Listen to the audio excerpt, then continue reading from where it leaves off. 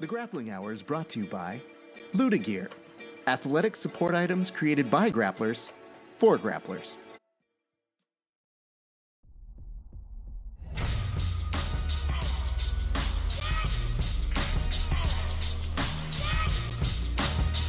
Yeah. Check it out.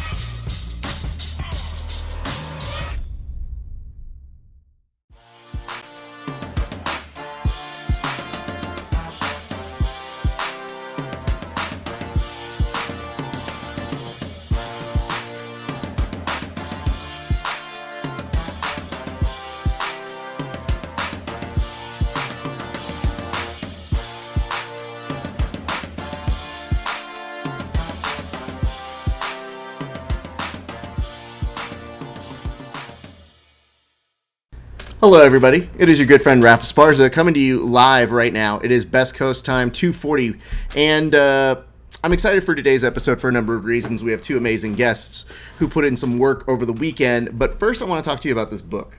It's called Jason Passed My Guard. It is Brazilian Jiu-Jitsu comic art. How many people are doing that right now? And it's by our good friend Mirkatsu. What it is it's telling kids, it's like a little nice story and a series of stories, actually, about how to navigate the art of Brazilian Jiu-Jitsu for the children, who sometimes can take it a little bit rough. So it's a great resource. I highly recommend it. I owe my good friend Mirkatsu a little blurb, so to you, I will be getting that a little bit later. But I wanted to share this with you guys because he was so nice to send it. And the art, look, like, I don't want to give away the book, but just look at some of this artwork, dude. As a writer, I feel artists are supposed to be our friends, but they are in turn usually my enemy because they knew that they were talented when they're like 5 years old. While writers, it takes like another 20 years to figure out, like, yeah, I'm okay at writing, I guess. Anyway, Mirkatsu is a beast of a human being, and I look forward to hearing some of you guys get that book. And when you do, go ahead and talk to me. But first, very excited for today's episode. I don't know if you guys know this, but I went to go do some commentary over the weekend. I started off in Boston overdoing the BJJ Fanatics big tournament, then moseyed my way over to, Allentown, Pennsylvania, where an assorted number of individuals, all beasts in their own right, came out, battled in the 185 division, and gave us some fun matches. And lo and behold, myself and another individual who flew from California seemed to impress all of us, but it's nothing new to those of us who have seen him over on the Best Coast. And today I'm happy to say our good friend Alan Sanchez not only won, but he gave us some truly exciting matches. I didn't get the opportunity to talk to him while out in Pennsylvania, so I said, hey Alan, why don't you come on this week's show while we're back home? And now we're here. Ladies and gentlemen, please welcome the winner of the Finishers 10 185 division, our good friend Alan Sanchez. How are you doing, sir? I'm doing good. How are you doing? Very well. So this was interesting. Like, did you go and listen to the commentary? I did, yeah. What are your thoughts?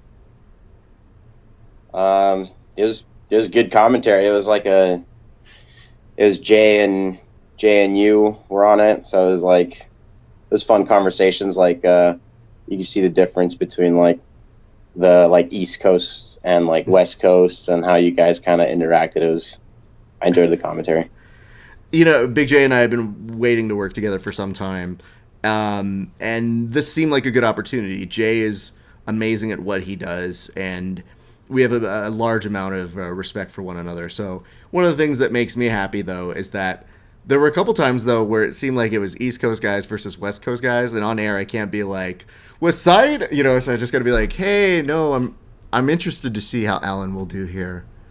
This is interesting. I know he does well. Meanwhile, on the inside, I'm like, dude, you better fucking wreck them, dude, because the ghost of Tupac is going to come back and haunt you if you don't win. Talk to me about this, dude. How did you get involved in this tournament? Well, I've been watching Finishers about as long as I've been training, since it's been coming out. I remember I watched I think second or third one live as it was happening, so I've been watching it most of the time. And then it's just never really worked out with my schedule because normally I do 170, so for whatever reason just never really applied. And then this one was 185, and I figured just shoot my shot, see what happens. I sent them an application. Zach hit me back up. He said, "You're in," and just that's how I got in. Just sent an application, crossed my fingers, and they let me in. What was the appeal of wanting to go to this particular tournament, though? I mean, you mentioned that you'd kind of watched it since the beginning, but like, why did you feel the need to do it? I mean, here's the thing, dude. You can go to a lot of different tournaments, a lot of different places, a lot cheaper airfare, a lot cheaper travel, especially the stuff that's closer to you. But what was the appeal of going to this one in particular? Well, it's always fun to go and just go challenge yourself anywhere, I thought it was pretty cool because it's like Finishers 10 and like 10th Planet, so I thought it'd be pretty sick to go and Finishers 10. And I have a lot of respect for like Zach and JM and like what they do over there in Bethlehem, and always wanted to go just check out that part of the world. I mean, I've competed lots of places. Like I've competed in like different countries and like different continents, and so it's always fun. It's one of the best parts of like competing in jiu-jitsu is you're able to go and like experience these different places. So that's the appeal to me. And then plus it's just like I know it's high level. I know there's going to be some badass dudes on the East Coast. Like everyone I went against was a new match, so I've never gone against any of those guys before. So it's just good experience to go and test my jiu-jitsu against them. I like that you went full 10th Planet on us by being like, I mean, I looked into it and it was 10. And I remember when I was at the age of 10 that I wish there was a tournament on the 10th day of, I don't know. I just enjoy the fact that, for me, honestly, though, I would have gone to any one of them in previous incarnations. But whenever people were very nice and saying, "Hey, Raph, when are you coming out to the East Coast?" I would always tell them, never. Like, unless you guys fly me out there, I'm not going. And lo and behold, I was already out there. So I just said, like, well, I like their events. They're dope, and they do good things for the community. And I want you to describe, because I tried to describe it on there, but can you describe the vibe? Like, how many people did you think were in that place? And did that surprise you?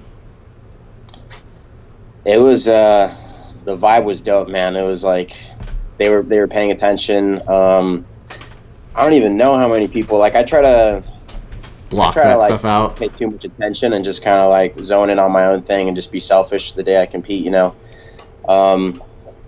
but I mean, it was sick, especially like anytime like the Bethlehem dudes were competing, you could hear how like they were the fan favorites, and like any exciting thing, like it just went crazy. Like I remember when Renee was going against Evan Levy, and then he got him in like that armbar, like right off the bat, but Evan ended up escaping. But like that whole time, he was just gutting it through, just all heart. And like while that was happening, it was like the crowd was just going insane. That was like the vibe in the place was sick. And then it was awesome to perform in front of that crowd 100%. I mean, I love the fact that they were saying this is the first time they had done it at this venue. So, it was kind of like a conference center, and they. Yeah, and to be fair, like they had, I don't want to say they'd outgrown doing it at a gym, but they just kept attracting larger crowds when you watch it on video. So when I was sitting there, and one of my special talents is being able to look at a room and count all the jelly beans in the jar, is I'm like, there's 300 plus people here and it's midnight. Like, definitely hundreds of people. Yeah, like these people are not going anywhere. And they said it was the first time they had introduced alcohol, which made me think, like, oh, okay, so now we have, like, a little extra. Granted, they were more respectful than I thought they were going to be. But to me, I would just thought that... They do alcohol at, like, fight-to-win events. That's true, but it's a little different when you have a very, like, specific fan base like they do. And I think part of the appeal that, and credit to JM and Zach, I think they've nurtured this audience. And I think they've maintained them and cultivated them to a point where, you can have 300 people in an audience, but they're not going to lose their shit. Some people will still be pretty chill, especially as we got late to the night and people just saw JM getting there and they're just getting warmed up. They're like, oh, we could do this all night. And I'm like, dude, I don't know how much energy I would have after that. And of course, you have some great matches as well. I thought Evan made a huge name for himself, but I want to get to talking about your matches. What is the zone and the vibe like? Because you mentioned you're trying not to pay attention to the crowd, which totally understand. What is that mentality like day of for you in particular? For me, like, I remember I went to a John Jock seminar when I was a blue belt one time, and someone asked him a question about like mentality competition day, and he talked about how everyone knows about the mental and the physical, but the thing that people talk less about is the spiritual. And that's the part that I try to like keep in mind, is just try to be in my zone, you know, not try to get too hyped, not try to feel too down on myself. Just try to be in that good neutral zone where you're just ready to play your game. Like, and a big thing too is just the training leading up to it, you know, as like, I don't want to get there on the day and like, let's see what happens. Hopefully I win. It's you got to beat yourself every day, day in and day out, like in the weeks leading up to it the whole time, and just feeling prepared on the day, you know, knowing that you put in all the time for it, you know. Those are things I think about, just thinking about just stay in my zone, one match at a time. And you train hard for this, so, you know, why not you? Why can't you do it? Absolutely. And again, it's funny. I mean, to me, I've seen you compete at a number of different places, and I have a rule, which is I try not to interrupt whatever athlete's process is. So I leave it to them if they want to come say hi. It's not like I'm going to be standoffish ever. It's just, you know, you clearly come say hi to me, I'll say hi to you. But I've always seen you be very like zen and very chill. And it's not like you're saying, like, get the fuck away from me. It's not like you're saying, hey, you know, I feel uncomfortable here. You're in your own space. And I always want to, you know, respect that. But for me, I just always wonder that, because, you know, you can always see everybody responds a little differently. We had a couple people taking the mats even on Saturday who were, like, screaming to get hype as they, you know, hit the mats, and I'm just like, oh god, they're gonna charge it. Are they gonna hit us? Like, we're the commentary booth. I'm not prepared for that. Like slap themselves in the face and all that. Bro, couldn't. I mean, granted, nobody really sees my warm up process to broadcast. I'm just sitting there and I'm like, you will be funny. You will. But for you, I'm curious. Tell me about your first match, because I'd like to hear your kind of journey on that day, especially. And if you guys haven't gone to seen it yet, one of the reasons why I wanted to go do this, and one of the reasons I highly respect Zach's stance on it, is they don't want this to go to any other media outlet. They put it on themselves. They have a great producer in the name of Ross the Boss, who chimes in like an NPR sort of announcer every once in a while, being like, Ross agrees. That is quite amazing. It's like, no, thanks, Ross. I got that. But they've always made it a point to make it accessible to all. So if you guys haven't seen it yet, go check out. It is Finishers 10, and it is free and available. But yes, talk us through your first match, sir. So first match, so that was against Corey Nasworth, I believe is his name, and I didn't really like look anyone up in this tournament. I just like figured like, don't worry about them. Just play your game. Just worry about yourself. So I didn't know too much about him, but warmed up. The first match is always like, just kind of go out there and just kind of with I don't want to say warm up, because like if you lose your first match, you don't get a second one, you know. So you got to be going. But it's like I always feel slowest in the first one, so it's kind of get the nerves out. So I just went in there. He was definitely like an actual 185er. I remember one time I mounted him, and he just kind of exhaled and just pushed me off like it was a button. But he pulled guard instantly. I remember that. I think I went for like a Kimura. I got in on an armbar, and I remember thinking like maybe I could take his back off of this, but I like never hit armbar, so I was like, we'll try to get an armbar. But he got out of that, and then pretty back and forth. I remember snapping him down into a guillotine, and then he rolled out of it pretty good. I couldn't get my hips low enough. But I remember thinking like when I when I went for it, like I was able to put his head in my armpit, like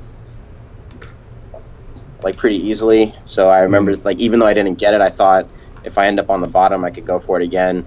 And then that's when I went for it. I think the second time I was able to finish with the rear naked choke, or not rear naked choke, arm and guillotine, pretzel grip. Correct. And I gotta credit you for that. I feel like that's one of the hardest chokes to really finish, because I feel like the amount most people spend burning themselves out with improper technique can be very high.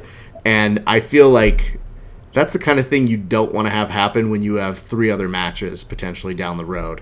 So for me to see you pull that off, it looked tight to begin with, but I thought your follow through on it was what really made it effective and fun to watch for us, because, you get on that vibe of like, is it going to happen? Oh, is it? Oh, it looks pretty tight. So for us, it was very enjoyable there. Okay, first match. Yeah, he did a good job, like, reacting, just rolling through, just not letting me, like, settle it, like, right off the bat, so I had to, like, follow around with him. But yeah, you could potentially lose that. You didn't, but it's like, I make it a rule to, when I co-commentate with people, really say, like, let's not just pronounce things as being over. Sometimes it's like, oh, it's over now, and then you look there and it's still going and you look like an idiot. You're just like literally telling someone, it's like, well, this is it. He's finished it. What? We're still going? And then you just look dumb. Yeah. So I tend to be very conservative in terms of pronouncing when a match is going to end. So that's why even as I'm watching you do it, I look for like the little escape routes for, the person in danger, or I look to see, maybe I see something that they don't. And it's always great when you could be surprised. I think there was at least one person over the weekend, I want to say it was Jason Rao over the weekend at BJJ Fanatics, where I came close to pronouncing, like, I was talking about how good Quentin was and saying, like, man, Quentin's really good with his leg attacks, and he was the one initiating, and then Rao finished him real quick, and I go, well, I look like an idiot, Like, you're just talking about what you see, and at the same point I go, I don't mind when I'm wrong, but I don't want to make declarative wrongs to the point of being like, well, I know everything, and no, I know nothing. So for me, that's why we kind of watched that. Tell us about your second match then, and who was it against? Second match was with Enrique Galarza from Silver Fox. So that dude's a beast. I haven't really like watched too much of like his like matches, but I've definitely like know the name, and I definitely know he's like really good. He he definitely, like, if it was a points match, he definitely fucked me up in the in the regulation period. He like sliced my guard, like it sliced through my guard pretty easily. I remember being in bottom side control most of the time in that one, but just try to stay strong. Like, it's not just because someone passes your guard, it's sub only. So like, just don't do nothing dumb. Don't like be desperate and need to turtle to like, and then you expose your back and all that, which I'm pretty sure he did end up taking my back at some point in the match too, but same thing, just got to stay calm and always like try to get out. And then that one ended up going to OT. He kind of like was a little step ahead in the regulation, but we went into OT. He picked arm first, and I was calm. I worked a lot of OT for this one, like in preparation. So I felt fine. I was able to just do what I've been doing in the training. Came up. I call it the lawnmower, when like you feel like your arm's getting out and you just gotta like pull that thing like it's a lawnmower, like super quick, and just lawnmowered my arm out. Hold on, don't. You're not going any further there. When did you guys start calling that the lawnmower? Because I was not given the legend or the key that says that's what it's supposed to be called. That's just what I call it. I don't know. I never learned it that way. That's just what I call it, because like when you're pulling the thing on the lawnmower, like if you do it slowly, you're not going to do it. So you got to do it like really fast. And same thing on the armbar escape. If you do it slow, like they might catch your elbow in there. You got to, boom, as fast as you can. That's just what I call it. Oh, God. This is perhaps one of my favorite names. And the funnier the name is, usually the more it sticks with people, too. No, 100%. Not only is it funny, but it's accurate, and I know exactly what you're talking about. Even without you miming it, I can see it in my head going like, oh, I know what he's talking about with the lawnmower. The issue is it plays nicely into my favorite game that I like to play as a host, which is real or fake 10th planet name moves. And on the show, if I'm doing a commentary gig for somebody that I know and I feel that they're cool with it, I'll literally ask somebody to drop me in a fake name and I'll plug it in. And I think once Wes asked me to like plug in some name where it was just like, Raph, you totally got to call this an electric boogaloo. And I was like, oh yeah, sure, whatever. So like I'm on commentary and I go, man, it really looks like he's setting up this electric boogaloo really well. I've seen this hit before, but it's very difficult to pull off. I know that it has a high degree of difficulty. And I swear to God, he sent me a note being like, dude, that's so dope. So like, I love playing around with those names, but the lawnmower is one that I'm like, no, that's a legit one. So I would never use that as a fake one because it's almost too where I go, nah, I think they might call it. So you should trademark that while you can. Keith's got a whole EBI Escape Overtime DVD going on, so that's how you can retain your own fees. Yeah. Let's talk about this. Okay, so you talked about, you got out there with that escape, which, by the way, was money. So very pleased with that. We go on to your third match. Who is your third match with? Nick Ronan, who's definitely know the name. I guess they called one of the junior guys of DDS. But he's like trains in the Blue Basement. I think he's also trains with Matt Serra. He's really good. You don't need me to say it. If you know Sub Only, you know who Nick Ronan is. But same thing, like competing in this tournament, just like thinking about these dudes are good, but like gotta put my name in the conversation too. Like I gotta believe that like I'm just as good and I'm capable of doing it too. So like try to not even play into knowing who he was like when the match is happening. With that being said, man, the dude came out and he pulled guard super quick. I felt good on top. I don't remember exactly what happened, but he ended up on top. He ended up taking my back. He like got his V grip under my heel, and then just stacked me super well. I didn't react the right way, and then he ended up on my back, and I was defending back attacks for felt like 5 minutes once he got on my back. But escaped, and then I remember hearing that he was like breathing harder than I was, and just thinking like just keep going, just be in this match, just don't do nothing dumb, just mind your position, know where you're at, and just keep going forward. Always trying to get the submission in regulation, but like got a time frame, and when you're going with a dude that's like really good, it's not always like possible. And then we ended up going to OT, and that one I think I won in like less than 10 seconds. The EBI overtime, it was like, I remember the first round, we both went the whole 2 minutes, and then the second round, I feel like the second round was practically the same amount of time, and like the same thing happened in the second and third round. Like the way he escaped my back, he like took off a hook, turtled up, and then ended up just like shaking me off. And then I was thinking about Keith when he was on my back, because like the stuff that I normally do wasn't really working. Where like I try to turn in and face him, but he did a really good job with his body triangle.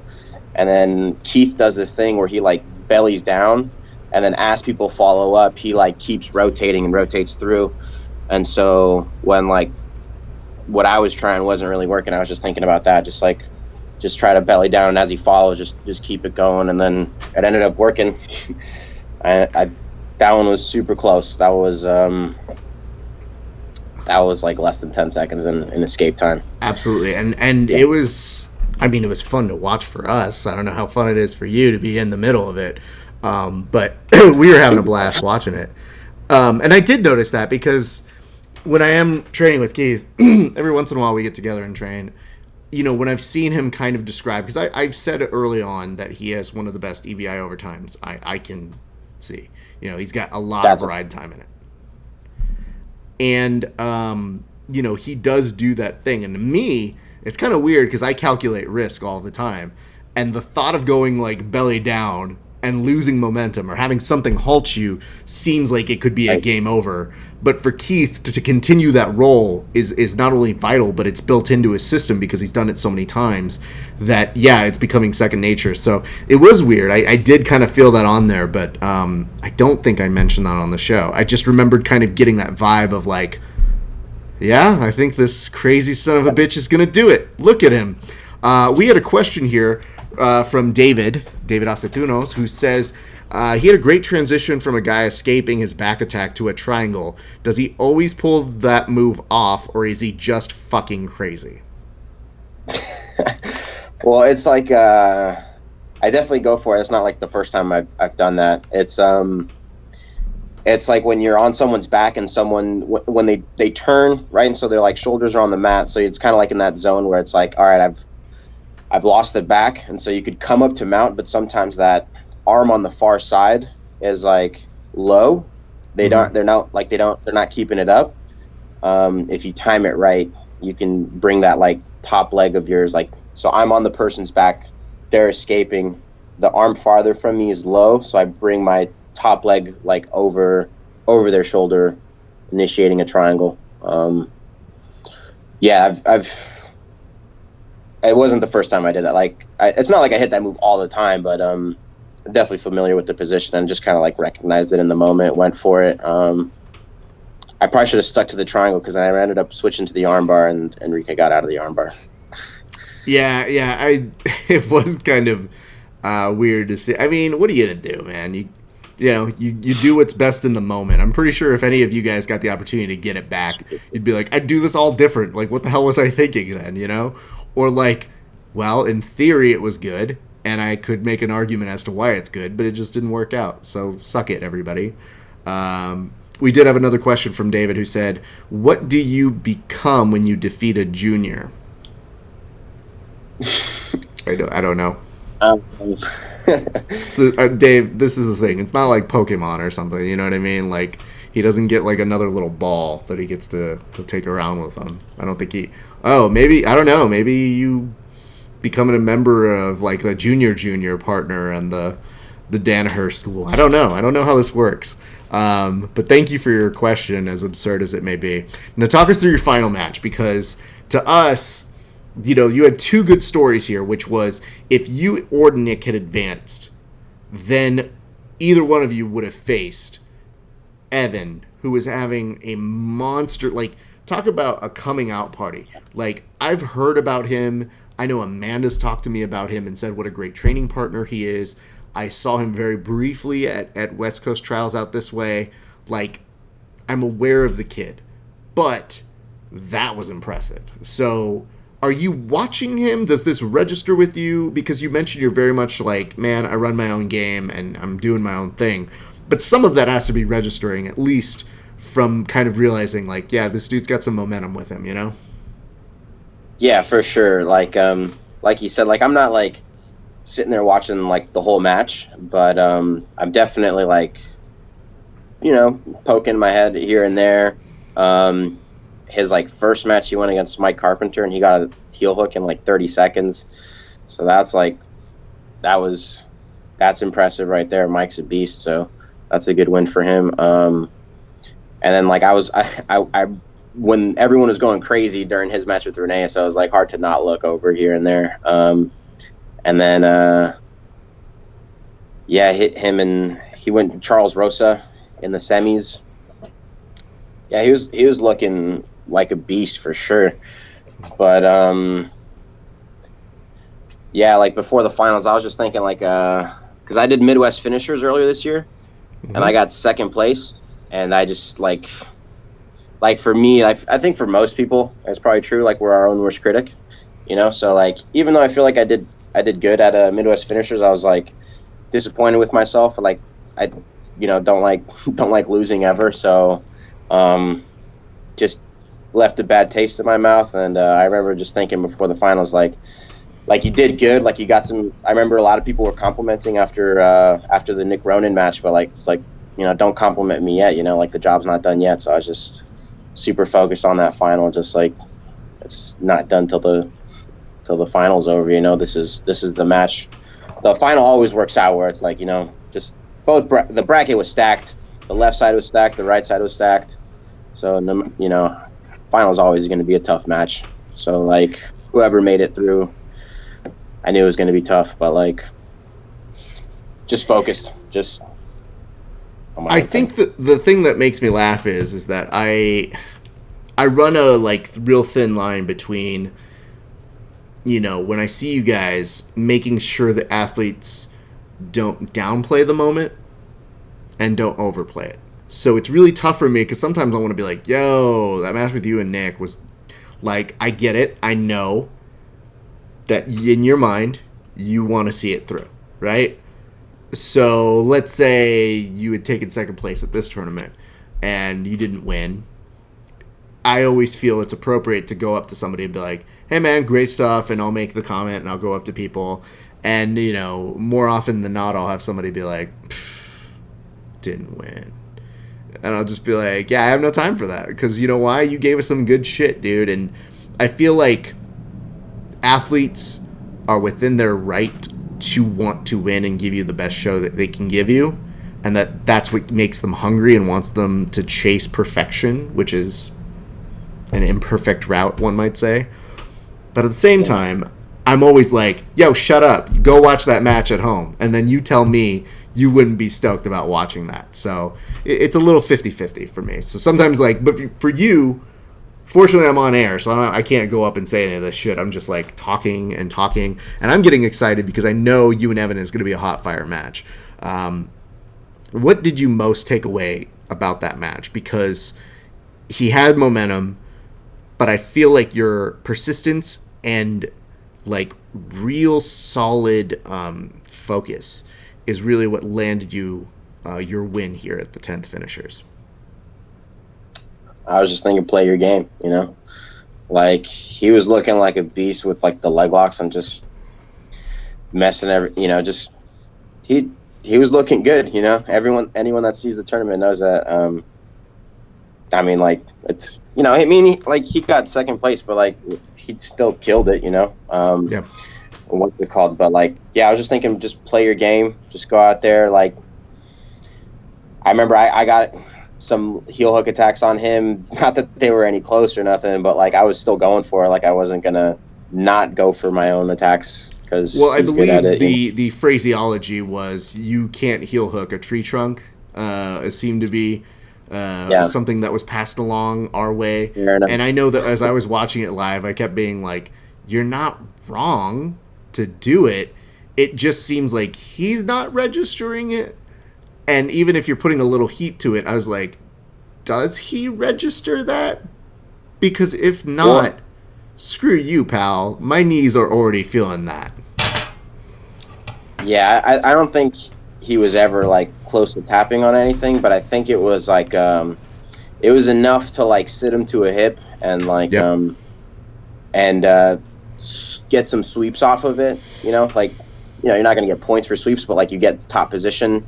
And with that, I mean, that's how I ended up winning the match, was just, like, through guard passing, catching a guillotine, and then getting a back take off of it. So it's like, even though I wasn't able to, like, leg lock him, it, like, you have to respect, like, there's certain moves where, like, I might not be, it's not like I'm trying to submit you with them necessarily, not like I'm not, but, like, they get reactions, and then off of those reactions, they like, help you advance forward and, like, go through the positional hierarchy, Let me ask even this though dude. I wasn't getting healed.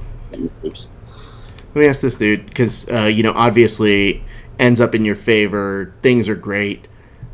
When it finally does settle in, what does it feel like to win that? I mean, obviously you were looking at it from multiple angles. You won this tournament. You are coming off Midwest Finishers where you took second, and you felt like, all right, I want to do better the next time. And then on this showcase, on a very important card, you win. What's going through your mind? Just felt awesome. It just felt good, Just like, I remember I yelled after I got the choke. Felt a little embarrassed about that. I feel like I don't like to, like, get all too crazy and react like that, but it was just kind of like in the moment. I think it just felt like a lot of weight lifted off my shoulders. I don't know. Just Just because, yeah, I'm like kind of like for sure hard on myself. Just didn't like how I performed at Midwest Finishers, how I did at the 10 PQ, and just wanted to do better and just perform the jiu-jitsu that I can do. You know, whether I won or lost, just doing what I can do and just hoping that's enough to pull it through. And it felt surreal because I've been watching finishers forever, and it's like even now it's still hard to believe. I'm a finishers champion. That's some badass dudes that are finishers champs. You know, it's pretty crazy that my name's in there now too. Absolutely. And now you get. Did they give you that belt that day? Yeah, I got it. It's like over the. Yeah, I got gave me the belt with like the sick inscription that says finishers 10 champ, which is it's a badass belt. It's pretty sick. That is pretty dope. When they showed me that, at first I was like, wait, what? Are we giving that to him now? And then I saw, like, you know, Keith put up that he's getting one too, which means PJ, you know, all these people who are, you know, an elite level, a series of grapplers. So, yeah, dude, there's a lot to feel good about. Here's my theory on the post-match, like, I know my personality is very even keel, but I also can't be a robot, you know? Like, in that, never rob yourself of feeling what you feel in the moment. Now, granted, you only pointed to Jesus once, and I thought, well, you know, if you're going to point once, you got to point 9 times, dude, because, you know, now people are just shotgunning Jesus when they win. They're just like, boom, and I'm like, wait, do we shoot at Jesus now? I forget how this works. It's very confusing to me. One of the questions we got was from Jared Dell, or Articulate BJJ, who asks, Finishers 10 was awesome. Awesome matches across the board. What are your guys' thoughts on the overall running of the event? I'm going to go ahead and give that to you because, I mean, I'm clearly biased. Zero complaints. I think it ran super smooth from the, like, first match till the last match. It was, you know, pretty straightforward. They were just like, hey, guys, you know, don't be stupid. You know where you're at in the lineup. Just be present. There was only one mishap. There was like that one dude who didn't show up for Zach's match. Zach's just there like, what's going on? Winner by intimidation. That was pretty funny. But it ran super smooth, man. They know what they're doing. It's clearly not their first time doing it. The finishers opened too earlier in the day. I coached one of my guys there that ran super smooth. Like, it wasn't like a one and done kind of tournament too. Like, if you went there and you didn't do that good, they were like, hey, like, we're just giving matches. Like, if we got time, if you're down to compete, you're down to compete. You're roughly the same weights. You know, like, let's do it. Let's get some matches going. So the event ran super smooth, and like the people that, like, I just competed, you know. So like the people that were actually putting it on, they were there from like whatever, like 9 a.m. till 1 in the morning, you know, just putting it together, taking it apart, and everything in between. It ran super smooth. I mean, you say that kindly. I at one point was talking to these people, and I think I said something to the effect of being like, I mean, yeah, it's been a long day, and they're like, I've been here since 8 a.m., Raph, and I was like, oh, right, well, you know, I flew in, and I drove here, and I took a nap, so, you know, I've had a rough day too, guys. Alan, you know, I mean, again, dude, you mentioned it, and I think it's super true. You know, unfortunately, we're short on time for today, but I do want to bring you back on eventually and do your origin story. But I thought it was so unique and cool to capture what I felt was really cool as a commentator. It's so hard to describe this to people, but there becomes an attachment when there are people that you see grind and that you know what they're capable of and you know what they're doing and you know if they stay consistent that they're going to continue to do great things. You also have the benefit of being like, how old are you? 23. Yeah, child. So it's funny to me to see you not even really peaking just yet. So what I'm thinking for you is to have this at 23, to be continuing to put out the good work that make those matches so fun to watch, man. It was just dope to see a great moment for you. So I was very happy for you, and I would have loved to have gotten the emotion right then and there of what the win felt like. But it was one of the few times I went up to you and I go, "You want to do this later?" "Yeah, me too." "All right, I'll talk to you later." late. Well, the thing is like, Yeah. I can go, but I try to. So I've made a rule over the years when people go, "Are we doing interviews tonight?" Like my sister sometimes will tell me, she's like, "Are we gonna do an interview tonight?" And I go, "No," and she goes, "Really?" I go, "I have to feel it, because if that athlete has this look on their face, like, yeah, I'll do an interview. Don't do it." But then you look around at your surrounding crew, who I knew had been there all day, and you had done coaching earlier in the day, and I just said, like, this just doesn't feel right. Plus, this gives me a chance to talk with you longer about it, and obviously I can do these all day. So, Alan, let's do this, man. Do you have any sponsors, people you want to shout out for the help that got you to winning this past tournament, sir? Yeah. So I guess just thank you to my teammates at 10th Planet San Mateo. They're definitely a big part of it. My coach, Big Red. I go to the Coyote comp class every here and there. The guys there, they're animals. They help me feel prepared. My friend Miles, he's like helps me with my strength and conditioning. And let's see,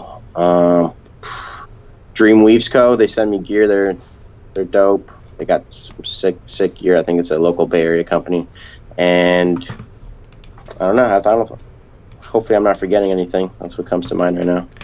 And then what's coming up next? Obviously, I believe you're coming down here for No-Gi Worlds. But you got any super fights coming up yet? Nothing scheduled right now. So, boo. Let's fix that right now. I'm going to put this out there. Get this kid some super fights. I don't know why we don't have him doing more. And I don't want to volunteer you for stuff that you don't want to do. But I get the impression you're down to have a match or two here or there. But I think it's time we get you some more super fights, my friend. I'm not saying maybe not 2019. Maybe it's too late. But let's get this man's calendar for 2019. I literally bought my own calendar from Staples just so I could start writing down my shit that I got going on next year. I probably have more commentary gigs next year than this guy has super fights. There's something wrong with that. So let's get on board on fixing this man up with some fights. Anybody out there that you just I don't want you to call out, but are there any people that you'd be interested in having a match with right now? Just nothing. I mean, like all my focuses right now, I'm just thinking about No-Gi Worlds and then ADCC trials next year, and then anything in between, just whatever. Anything that keeps you sharp. Let's get stuff, kid. All right, Alan, it is a delight to be talking with you, my friend. Obviously, it's great to see familiar and friendly faces when I go out to commentate, and I truly, truly appreciate the ability to get to commentate more of your fights. I know one of the first times I really got to commentate one of your stuff was when we did the USSGL, and that was its own sort of fun and different sort of beast, but we've been championing you for a while, and it's good to see you continuing to do big things, my friend. Yes, sir. Thank you. All right. Well, here's what's going to happen here, ladies and gents. We are going to have Adrian Nez coming up in just a minute. When we come back from commercial, we're going to bring him on and maybe have a little bit of a surprise coming up later. Plus, you're going to hear my thoughts about what I thought about commentating both BJJ Fanatics with Gordon Ryan and finishers with one Big J, Regal Budo. So we still got a lot more show to go. My thanks to my good friend Alan. We'll see him, I'm sure, back on the show again because he's bound to win something else pretty soon. I mean, I'm just, at this point, I just kind of start booking him in and being like, I'll see you in about 2 weeks or so. But in the meantime, we hope that you guys are having a great rest of your day. We'll see you in just a few minutes. BRB.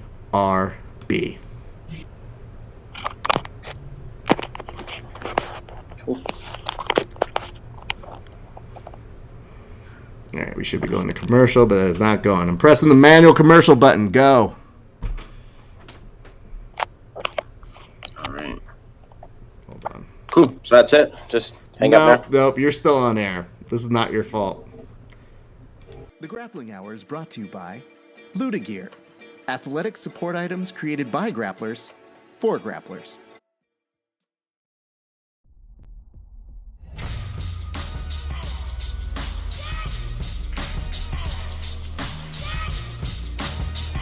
Yeah.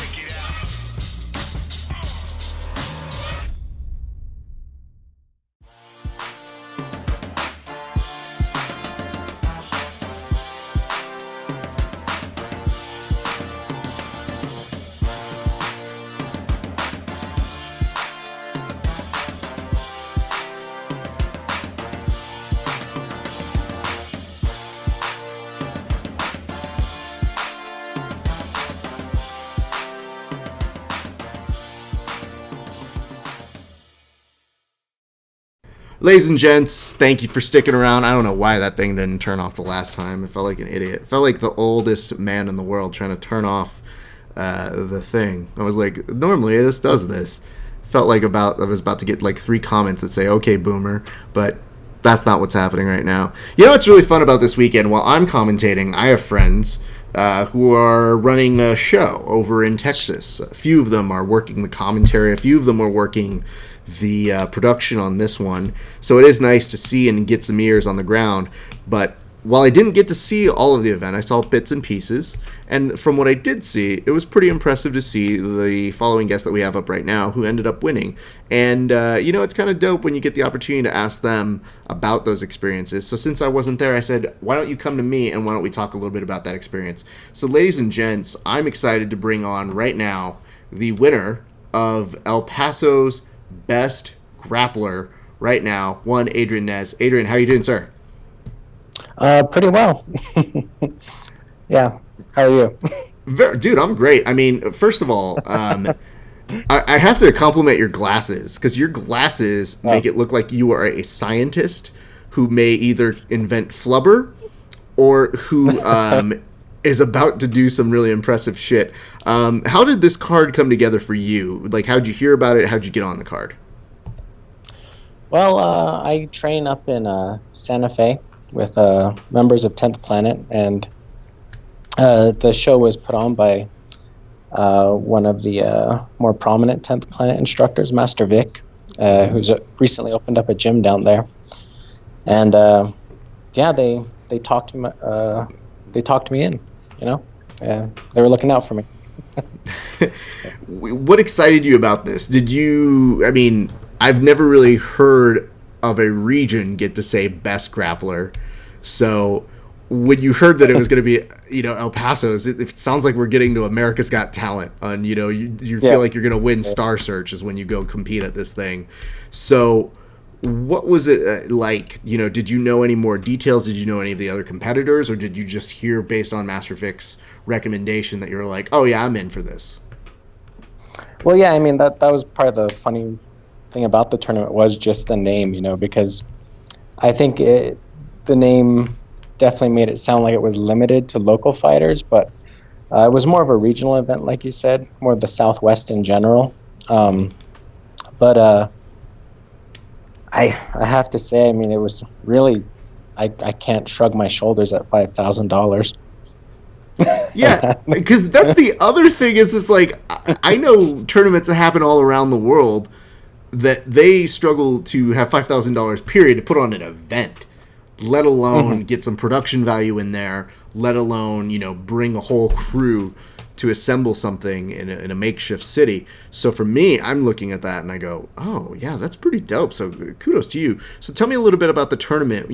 How many people were in it? What was the format? What was the rules? What was all that coming together like? It was an 8-man absolute. The rules were EBI.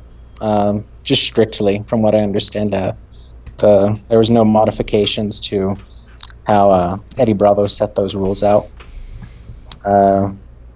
So yeah, most of my preparation for the tournament was just sort of getting out of my comfort zone. I typically compete in IBJJF tournaments, so that was definitely kind of another different. One of the more interesting parts of the tournament for me, and attractive bits was the opportunity to work on that particular rule set. Yeah, but no, the production was so surprising. I was not expecting that. At all. It's kind of funny because you have a sort of mild-mannered vibe that you're giving off right now. So my first thought about if you were walking out is you'd be looking around like, oh, why are there lights? Like, why do we, like, why are you shining these lights into my face? Kind of a vibe. What did that? One of the most embarrassing events that happened in the tournament, I think, was this one moment after I just tapped my opponent. I had not realized there was a cameraman right there on the mat filming. And I just turned and looked, and I mean, I can't imagine if they had actually cut to that camera, the look of surprise that must have been captured on my face. It would have been, if it's actually caught on camera and it comes up in the replay, that's going to be horrible. can only imagine it'll be embarrassing. I'm going to tell you one true thing that I'm finding more and more is I really do feel, it's one thing for athletes. Athletes should always be on high guard on being like, what do you want? Get away from me, camera, whatever. But I feel like even as an audience member, you can't go to sporting events without some fear of being memed. Like, every time I look around like Dodger Stadium or something, I'm always like, uh-oh.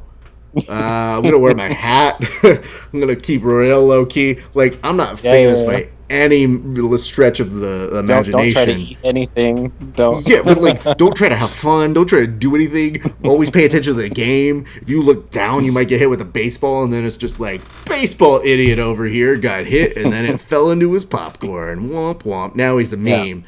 So I can only imagine, especially when you're just kind of like, yo, dude, I'm just trying to get out here and like tap some fools out. Like, I'm not looking to try and be a meme or anything. So, I approach, as a person who makes memes, this with a little bit of sensitivity on being like, all right, how much do I want to make fun of this guy? Like, is it worth the joke? Do I know them? If I don't know them, how funny is the joke? But it's usually said in some it's also one of those things where it's like, an audience member is less understandable, but somebody who put themselves in front of the camera, I guess, is a little bit more understandable. But athletes is a whole nother matter because we're just totally untrained to handle that situation. Oh, no, and that's why half the time, like, you look at some of these athletes who appear on camera and you just go, they didn't ask for that. Like, you're just like, good luck to them. Okay, so 8-man absolute. What are you weighing in on at that day? I think an embarrassing 215. Okay. Yeah, I should be walking around at 180, but I'm carrying a little bit of weight because of the school season. So, you're in school right now? Yeah, I'm in school. Yeah. Where do you go to school? There's a small college in Santa Fe called St. John's College. It's a liberal arts college. I know that school. What are you studying? Yeah, I have. Oh, okay. It's a weird school, man. I mean, one of the strange facets of it is everybody studies the same classes. So I'm getting a major in philosophy, a major in history of math and science, a minor in classical studies, and a minor in comparative lit. So it's really just a hogwash. Cool. Yeah. So you're never graduating. Got it. It's a pyramid scheme that they're never going to let you graduate. They're just going to be like, cool, you finished all your requirements for science. Now for aviation. Here you go. And you're like, okay, whatever, dude. I think if I'm remembering correctly, one of my friends used to teach or be out there to attend at school. This is years ago. I used to do speech and debate, so we touched a whole bunch of people at different colleges that we would know or compete with or against. So we had friends everywhere, and we literally traveled to every tournament you could name in every college campus. So that's why it all kind of washes together where I'm like, St. John's. Yeah. Ah, yes, I remember St. John's. Years ago. All of our classes are discussion based, so you'd think we would produce some great debaters, but I think we're a bit purist in our style, so well, I can't say it's winning any competitive debates. Honestly though, I it's so funny to say it like this because I feel like it'd be taken out of context. But when I was doing speech and debate, I would tell people I do speech and debate, but I really just did speech.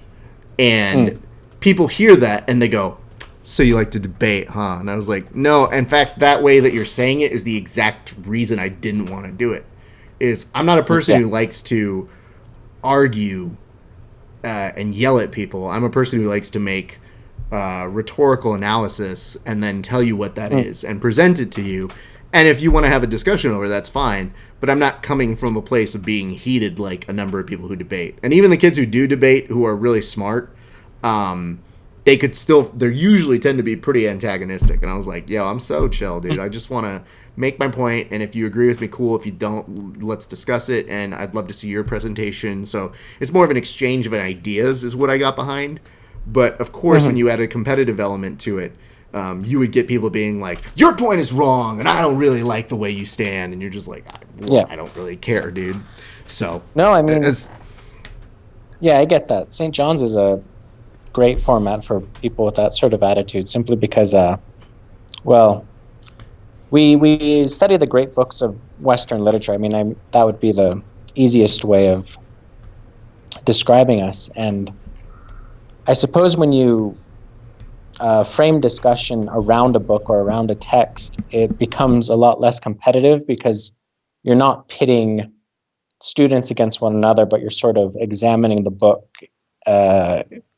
critically. So it doesn't feel as competitive as it could be, although it is competitive despite what everybody else says. Well, here's the one thing that's a little weird about this is the reason why I said I don't want to take it out of context on my side is, internet culture has now branded conversation and debate to just really shitty shit posts at one another. Literally just being like, nah, fuck you, blah, blah. And I'm like, yo, I didn't go to school to just get into arguments with trolls. Like, I know how to do this.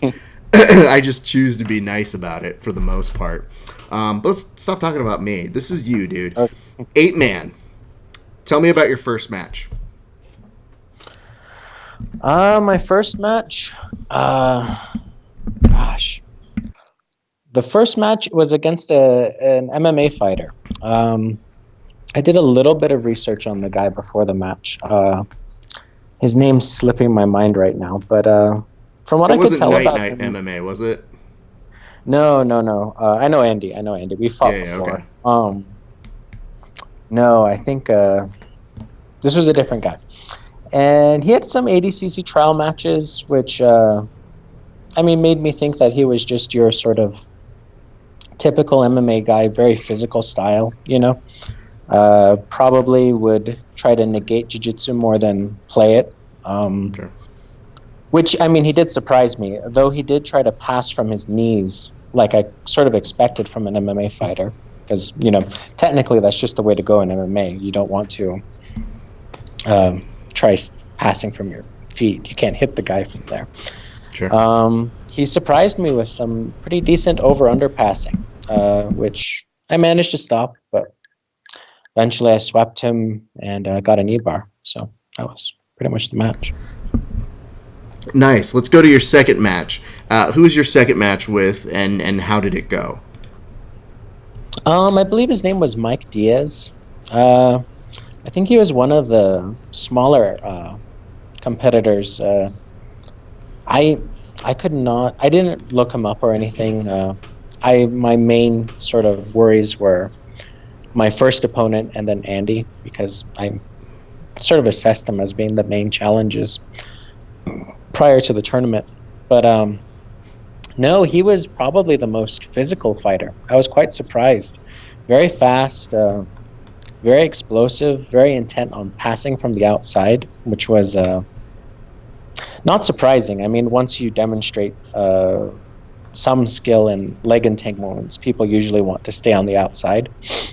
But eventually that match went quite the same way. I managed to sort of use that heel hook entrance that Lachlan Giles sort of popularized from the ADCC.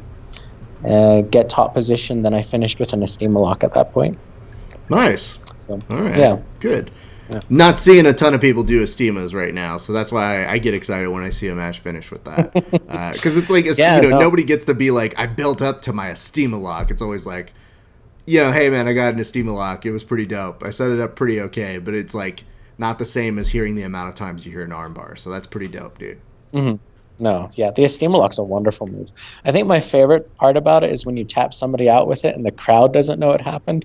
Yes. That's probably the best part. It's like a magic trick. Well, you say it like that. I've been on the end of commentary where I've watched it and I've been like, if I don't know something happening on air, if I didn't see it or we didn't have an angle on it, I just go, it's probably an Estima lock.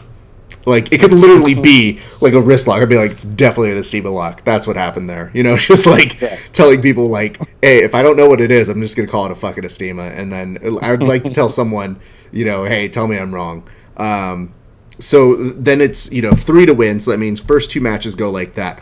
What does the third match look like then for you? Because now you're at this point where that's going to be the one that makes or breaks it for that $5,000, correct? Yeah. The next match, that was probably the most psychologically challenging. I have fought Andy before, quite recently. I mean, just a year ago, pretty much. We fought at another prize match. That was only for $800 though. So it was definitely one of those moments where I wasn't sure how much he had improved since then. I wasn't sure what strategy he would like to use against me, considering that our last match went pretty well for me. I tapped him with a toe fold. It was the psychologically most challenging match, and it went pretty much the way I thought it would. He tried passing from the outside, trying to avoid the leg entanglements. It got pretty handsy at one point. I got pretty frustrated with him over the fact that I felt like he wasn't advancing the action. So I started doing one of those not very nice neck grips, you know, the ones that are more of a... Yes, as somebody who is known for having a certain ability to slow things down, one might say about my grappling style, I'm aware of almost all of the tricks to chill things out to the point where people then start attacking my head in a very not friendly way. The foolish part for them is my head is giant, and it is the least vulnerable part of my body. So half the time when people like accidentally punch it or hit it, and they'll be like, "Oh my god, I'm sorry," and I'm like, "I'm fine." But you hit me in the stomach, and I'll be like, "It's just I'm so weak. Don't do that." Well, if that is the case, what was the reaction you were getting from doing that then? It got him mad. He pushed me back pretty violently, and I mean the sort of trick to using that not particularly nice strategy is, even though you're using your grip to sort of low-key club somebody, you're still achieving a legitimate grip that you can use. When he pushed me, that's not a legitimate move. That's just pure anger. So at that point, I know that if I am frustrated at all with the situation, I'm at least burning cool and he's burning hot. So there's been a psychological victory at that point. But despite all of this psychological gameplay, the match ended in a way I did not expect it, which was a simple arm drag, which he countered with a rollout, which is a move I haven't seen in a while. It's a really cool move, especially if you can pull off pinning the person's arm and sort of getting top position. But I followed him up. I saw his leg pass before my face, and I grabbed a straight ankle lock. It looked like an Estima lock from the crowd, but it was a straight ankle lock. And well, at this point, they're probably on high alert, being like, is he going to get another one of them Estimas? What's happening here? Is he going to sneak one through us? And, you know, again, if I was on commentary, I would have probably just been like, I'm pretty sure that's an Estima lock. And they'd be like, Raph, you were right on this one. I know. Turns out my guessing was right there. Yeah. He tried to heel slip, which I think was his big problem, because sometimes when you try to heel slip a straight ankle lock while your opponent's standing, your heel doesn't exactly come out from under the armpit, and it ends up turning into sort of a heel hook from standing. And he had to tap pretty quickly. It was a good day. I mean, if I can be so honest about this, you have a very your demeanor is very chill about winning $5,000. Now, granted, you've had a couple days to process that. So what was going through your head when you won, and what was the first thing you were thinking you were going to do? with that money once you realize like, oh, wow, you did win $5,000. That's a pretty cool day. To be honest, when I won, I was not thinking about the money. As somebody who hasn't fought in too many super fights, just winning in front of a crowd is a very disconcerting experience. It's not something I'm used to at all. So my first intention was to get off the stage as quickly as possible. Wait, why? It's I don't know. I find it terrifying. I do not like competing in front of crowds to a certain extent. It's a lot of pressure. Once the fight begins to happen, I'm fine. I chill out. It's just another rolling session essentially. But prior to the match, I'm suffering from severe stage fright, and after the match, I want to get out of there. It's This is because here's what you have to understand. I think maybe this is why it's so backwards to me. I don't mind being in front of crowds, and I've learned over the years how to. Aren't you a comedian in some sense too, as well? Yes, I don't know that anybody's. If you didn't like being in front of crowds, that would be pretty bad. No, but that's not true because there are a lot of comics who are very, very, very. They have anxiety. They get really weirded out to go in front of people. Like they just want to do funny things, but they don't want to do it in front of people, and it sounds insane. No, that's really interesting. I mean, that seems to be a lot of what Mitch Hedberg did. I mean, the sort of looking downwards added a nice element to his comedy. That was really something. I mean, his jokes were genius, and the thing about it is, I think for some athletes over time, or some comedians over time, is you develop a sense of, oh, they like the jokes.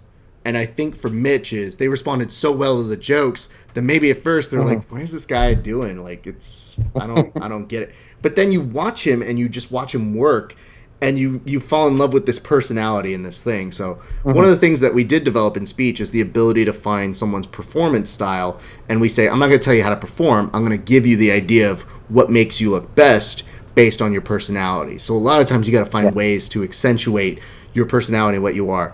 But to me, it's almost backwards where I'm like, no, it's the grappling in front of crowds that I kind of would be actually dope about. I'd be like, yeah, this is awesome.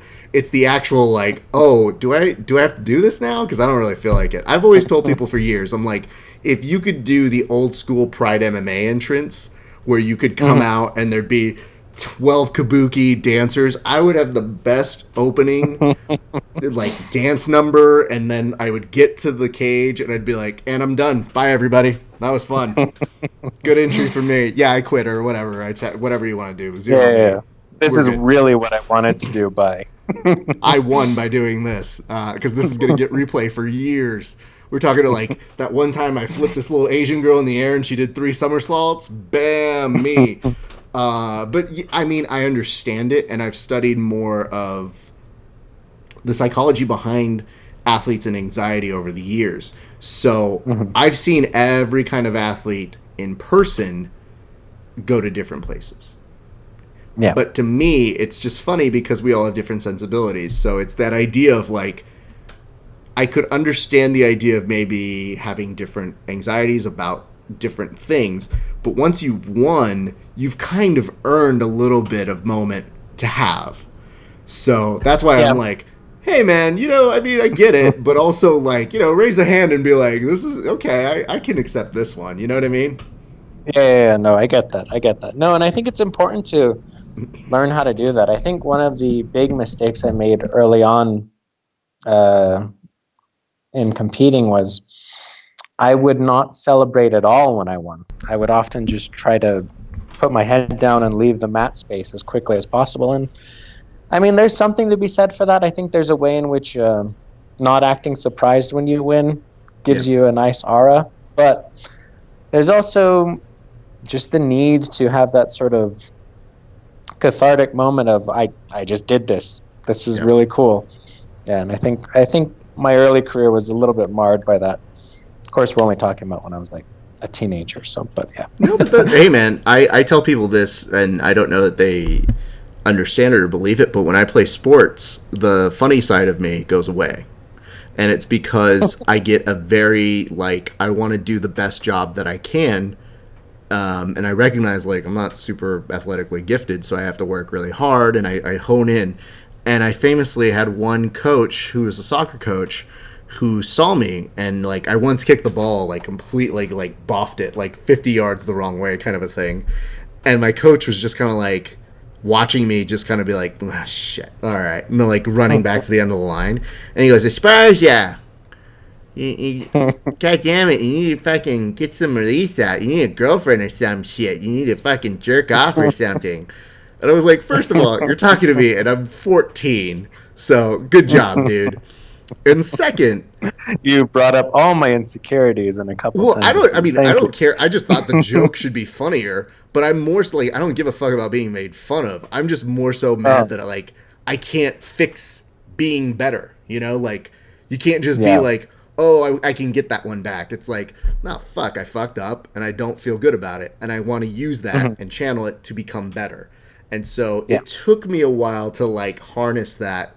So when people talk to me about when I'm in classes for jiu-jitsu, and they'll be like, they'll wait to see if I'm going to do a joke, and I'm like, no, I'm just here to learn, dude. I'm not here to perform. It's their class. But they'll, like, turn around, they'll be like, you got something funny to say? And I go, no, I'm not. No. I come here and I'm very chill. So I've always wondered, because part of me is a showman, and part of me is very, like, I respect the process. So hearing someone else say that is very understandable, because I get that point of being like, yeah, dude, I'd probably, like, I don't know that I would celebrate. I don't know that I would be a person who's like, I'm definitely not like, rah, Jesus, you know, like, that's really not my bag either. So I understand it, and I feel like the one thing I do try to make sure to athletes is just don't lose your presence in the moment, because they don't always come.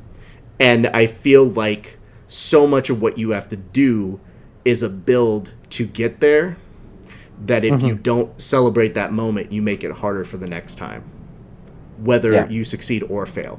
So that's why I'm usually a little bit more on, like, the, hey, shut up and, you know, raise your hand and, you know, run around or do whatever the fuck you want. It's your money. Yeah. And the worst part is those moments will not stay with you. The losses are the ones that stay with you. So you got to make sure to enjoy those wins as much as possible. You know. Well, I'm glad to hear, you know, that's kind of how it is, and it's tough. You know, not everybody has the same way they celebrate. Not everybody's going to be Gordon and get on a microphone and be like, well, I got this because I am the greatest, and you're like, oh, God, that's happening. But I do have a couple questions here, because I'm looking at your Instagram, okay? Now, normally when I do research on people, I could go to any of the guys that you know that I know and get information and intel and get them very quickly to rat you out. I didn't feel like doing that this time, because I had all I needed when I saw your one line on your Instagram. So, you are a grappler / philosopher / chess player. So far checks out. I'm a creative genius. I know you're not supposed to say that, but... and the floor is yours, sir. I filched that from I think it was a GIF with Kanye on it, and I thought it was pretty funny. So I guess I'm not the creative genius since I filched that. But because the worst part was, I read that and I was like, my first thought was, I go, this is a Kanye line, right? You know, like, I was like, this is something Kanye West would say. I had to go look it up, and I was like, he did say this. God damn it. But of all things, especially considering the difference between your demeanor and Kanye's demeanor, somehow I don't really imagine you going up at Joel Osteen's church and being like, please be quiet as God flows through me, everybody. Like, it just doesn't seem to match up there. So why that quotation on your Instagram? Because it was funny. That's really it. I mean, if you're turned off by it, I find that funny. If you think it's funny too, I find that funny. And if you believe I believe it, I find that funny too. So fair enough. I was like, you know, it's so funny because again, a lot of the same crew that we all know, you know, I could easily go over to Ruben and be like, what's this kid? What's he all about? But I just read that and I go, actually, I think it's pretty funny. And more importantly, I think it's pretty dope it shows me that you have a slyer sense of humor that may not always get out there. So I was like, all right, let's talk a little bit about that. So you said you didn't think about the money when it initially happened, but what are you doing with the $5,000? Probably saving it. I need to make sure that my student loans don't kill me. Jesus Christ. So this is the new movie I'm gonna write. The new movie I'm gonna write is dude has to grapple, another very, very income heavy occupation aside from being a student, just so that student loans don't kill him. Yeah. That's gonna be the movie that's like written in the 80s vibe. You'll probably get like somebody who's the new Kurt Russell to play you. Man, what a day. I mean, I want to have a way better moment to have you be talking about a celebration that you're doing, but instead you're being responsible. So is there any irresponsible thing you get to do? I mean, shoot, no. I mean, it's one of those things where it's like, I'm going to keep 1,000 for spending, because oftentimes, when friends want to go out, I don't have the money. So gonna keep it, dinner money. That's about it. I really hope that you're the person that like shows up to and just goes like, "Hey guys, I've told you I have $1,000 for a budget for eating, but that's not for tonight. That's got to last me a few days. So like, I'm good if we want to go to Costco and get a hot dog if y'all want to go, because like that's affordable. We can do that shit all night. I'm good with that." Let me ask this, dude. So you got your black belt. Let's see here. Within a few months ago, right? Yeah. Okay. You got that from Gustavo. Talk to us about that feeling and what that journey felt like, and what does it feel like to be on a new journey from that? It's really hard to characterize the transition between brown to black in modern jiu-jitsu, I think. There is sort of an incremental increase in difficulty, but I'm not certain that it's as big a leap as everybody wants to say it is. In fact, I think we're now at a risk of actually downplaying the increase in difficulty at this point, which I think is another mistake, because it's very obvious that some of the guys who are there at black belt right now are leaps and bounds better than the people at brown belt. It's just that we get to see the top tier brown belts, and we think that those top tier brown belts are somehow representative of it. But I'm really not sure. I'm partly terrified. There's a lot of things that I think I could work on. I definitely need to get more of an offensive game. I think at the lower belt ranks, you win with good defense and 2 moves. That's how you win tournaments at the lower levels. Have really good guard retention, don't get swept, and know 2 moves really well. That won't cut it at black belt, I think you see multiple examples of this, like Edwin Najimi and his success at purple and brown. It was off of footlocks and triangles. He didn't need to know anything else. He just needed to make sure his guard didn't get passed and he didn't get swept.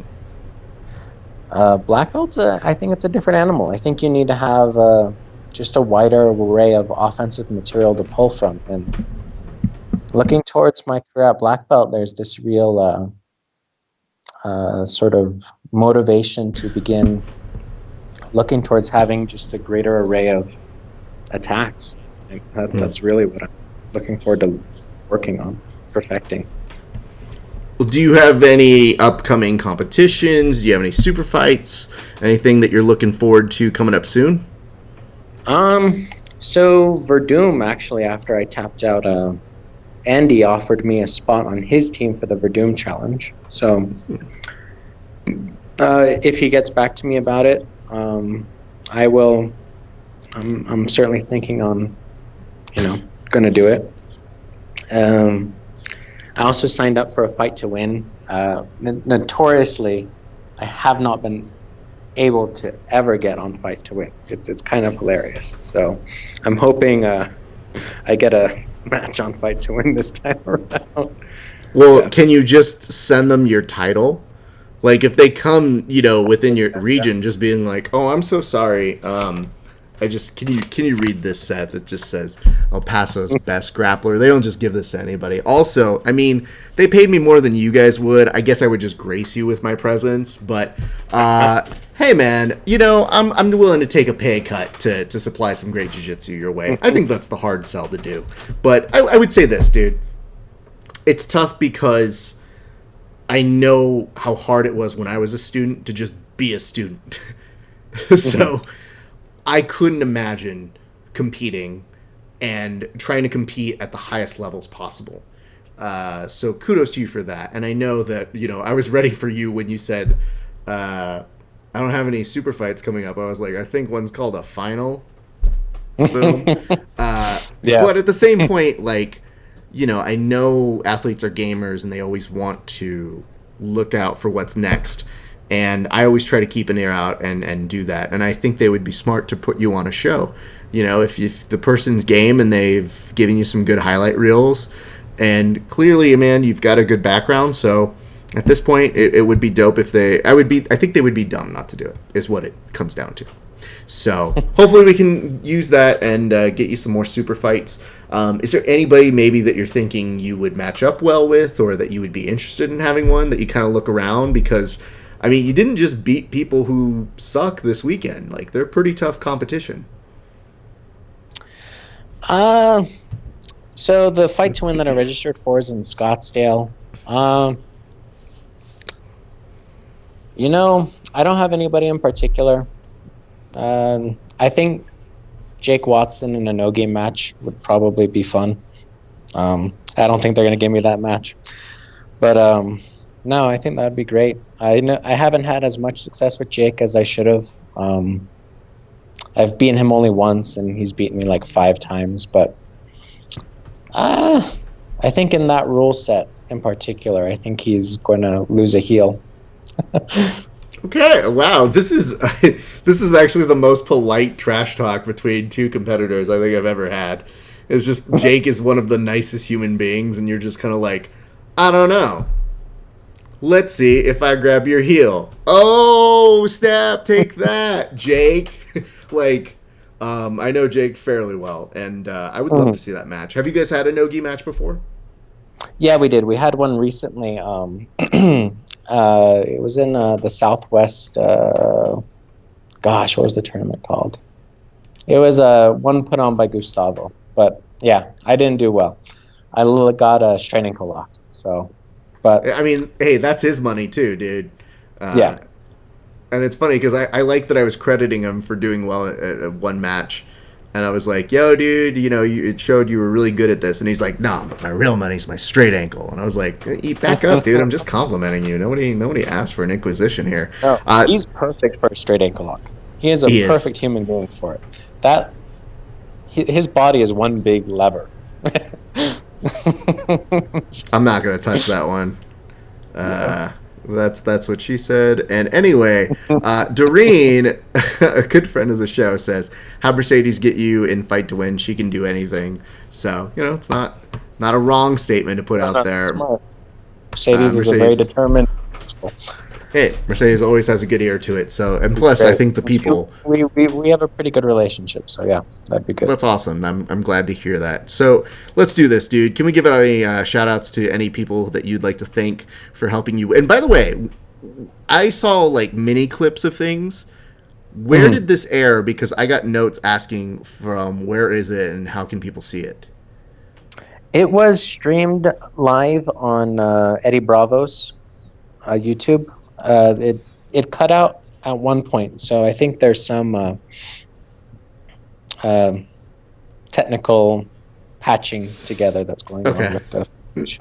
I don't know if it'll be put back on Eddie Bravo's channel or not, or if it will be put on some other channel later, but yeah. Well, keep a lookout for it is what it is, because I wanted to make sure I got that from you, because I went to go find it. Like, that's originally where I was kind of keeping up with it a little bit. And then I was like, cool, the internet never loses things. And I went back to go look for it. I was like, where the fuck is it? And it occurs to me that What probably happened is they probably had something go, like maybe a technical issue that they want to either clean up. And as you mentioned, it could be lost to the archives.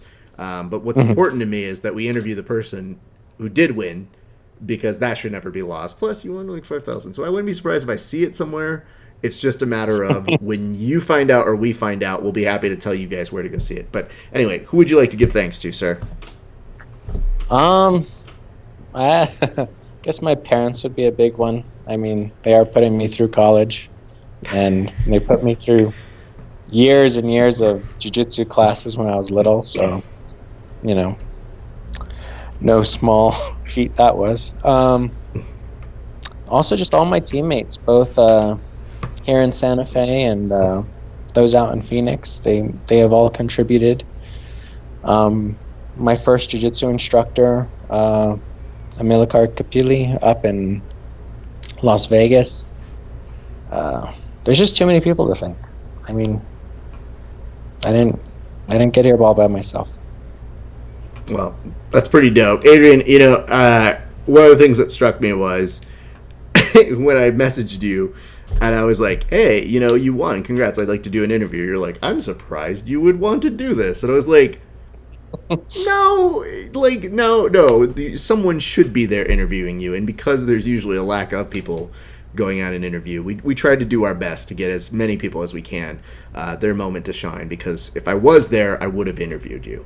And I think it's important to acknowledge the cool stuff that Grapplers did. So I want to make sure that you had an achievement that should be marked, even if the internet is kind of like doing Fast. this collectively. Like, we don't know where it is. Yeah. Good luck finding it. So, Adrian, big congratulations to you, my friend. We look forward to seeing whatever's coming up next for you. So, stay in touch and keep us in the know of what's coming up next for you, man. I'm looking forward to seeing whatever's coming up next your way. Thank you. No problem. All right, guys, so here's what's coming up right now. We're going to take a short commercial break. When we come back from the short commercial break, we're going to have a nice little chat about, I guess, my previous weekend. But first, we're probably going to but we might talk with a couple of our friends about, I don't know, this whole thing that's coming up this weekend. Some of the guys who are still out in El Paso might go a little further south for whatever reason. There might be slaps involved. Anyway, stay tuned. You don't want to go anywhere. We'll be right back after these commercial breaks.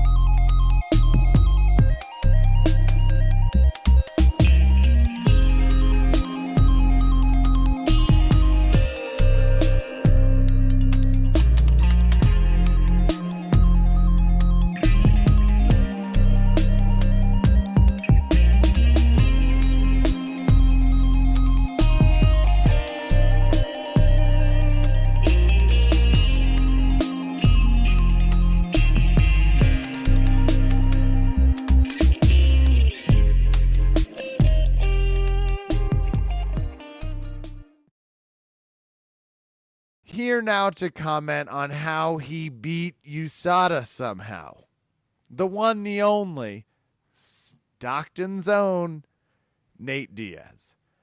Nate, this is unprecedented for someone that I assume uses LSD, shrooms, and I know uses marijuana.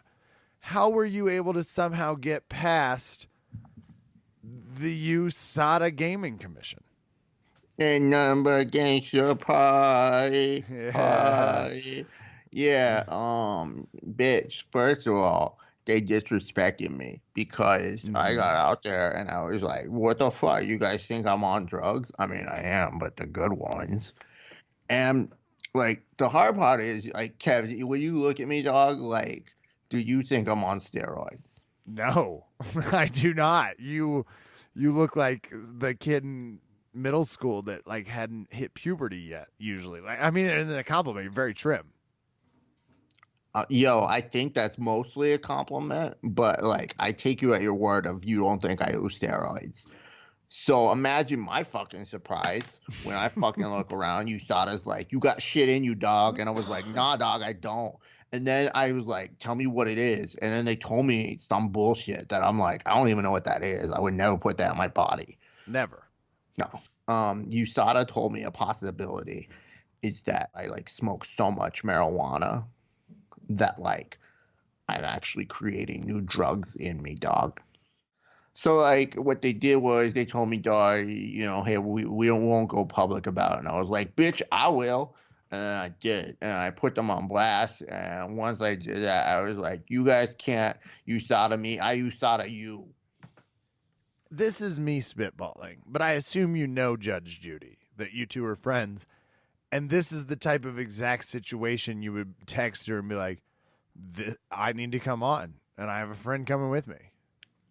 I know who the fuck Judge Judy is, so like, don't talk to me like I'm a child, because I know who she the fuck is. Do you know how many of my friends have been on Judge Judy? I assume a lot. Like all of them, dog. I was like, fine, I choose to represent myself.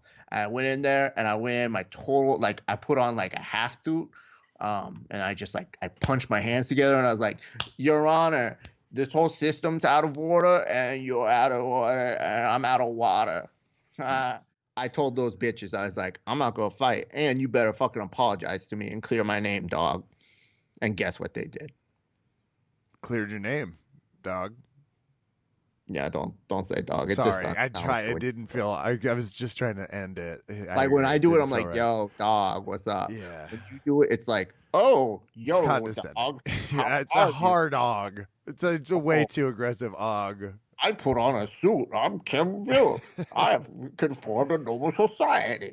Yeah, I'll work on that. Do you like the layering of that voice though? Because like that's an impression of you, and like I don't do impressions, you know.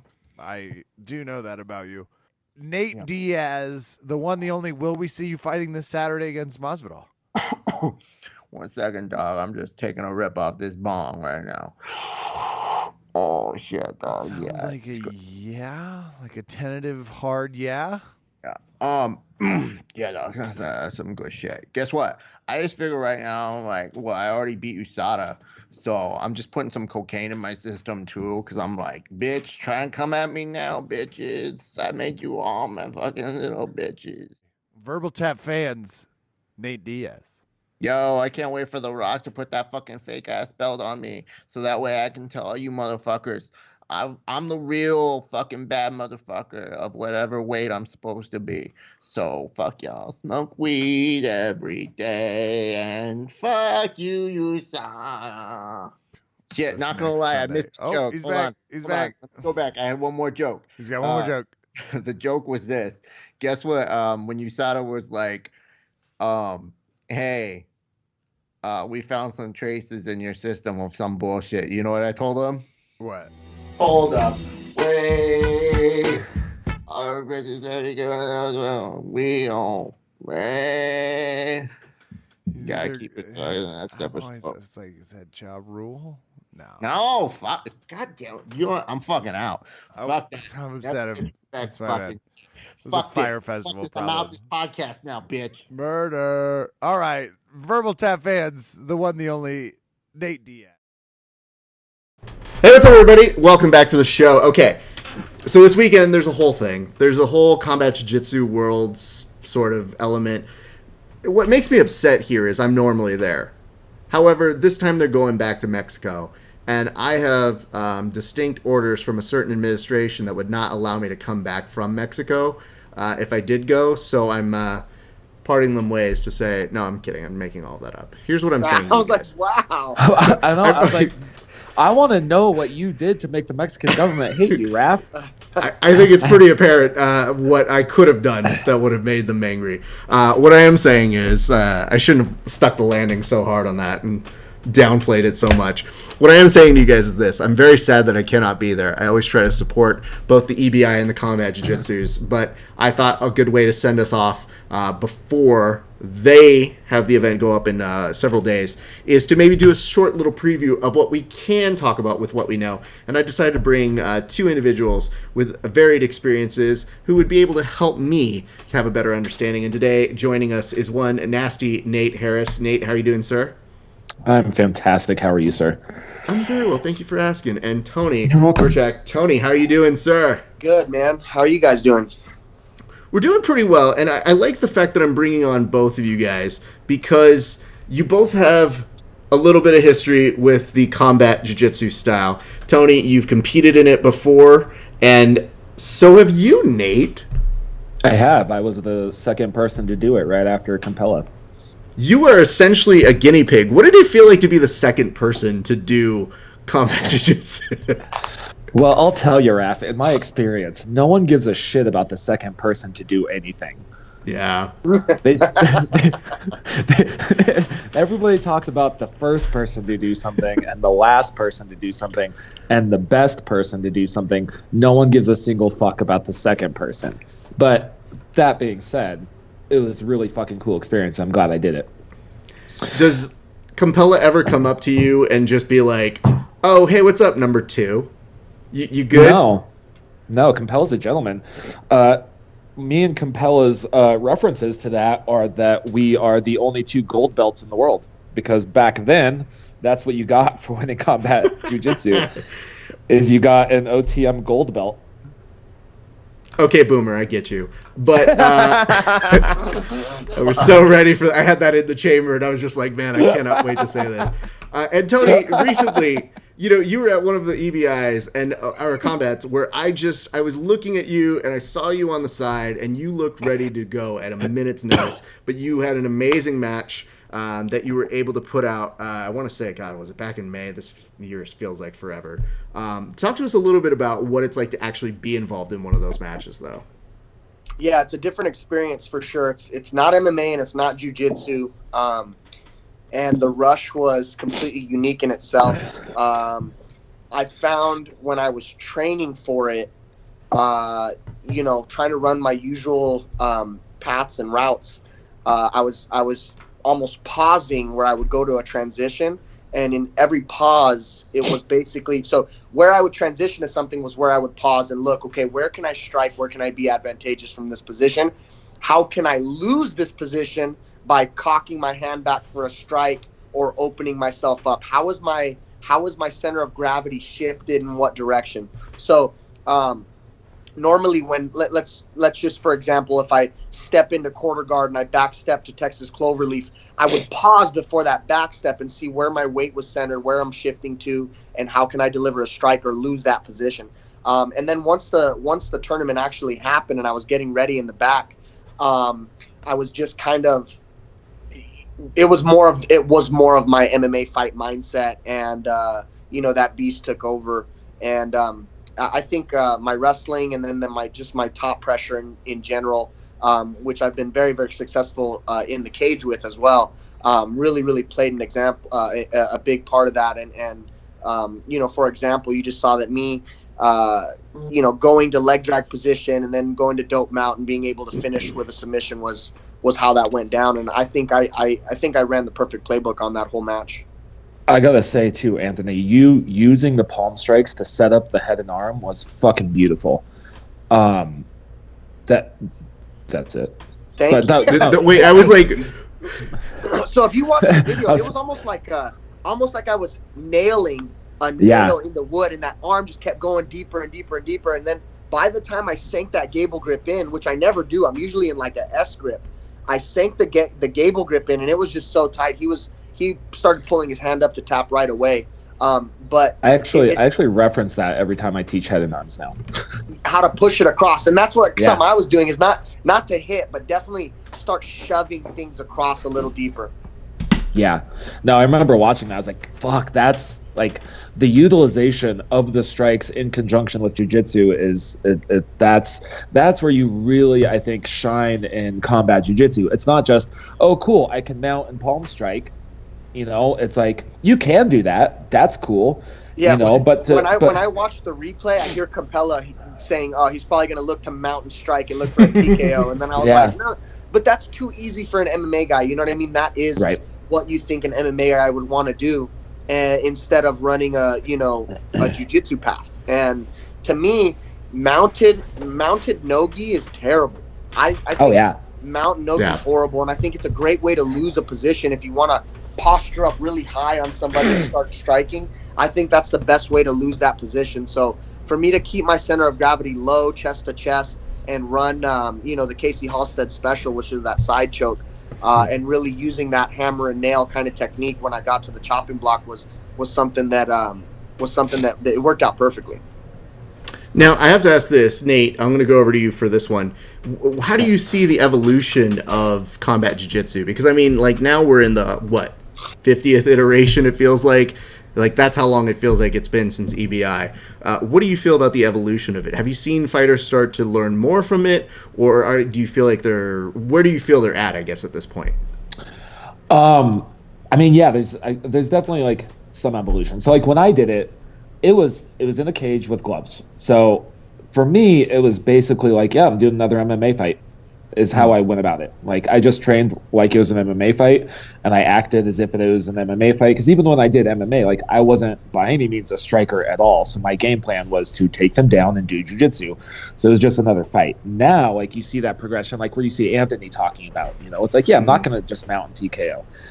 Like, I'm going to use my palm strikes to set up those things. And I think that, at the beginning, you saw a lot of people who are like, I want to show off my guard. And they're like, ooh, maybe that's not a good idea when you're getting palm strikes,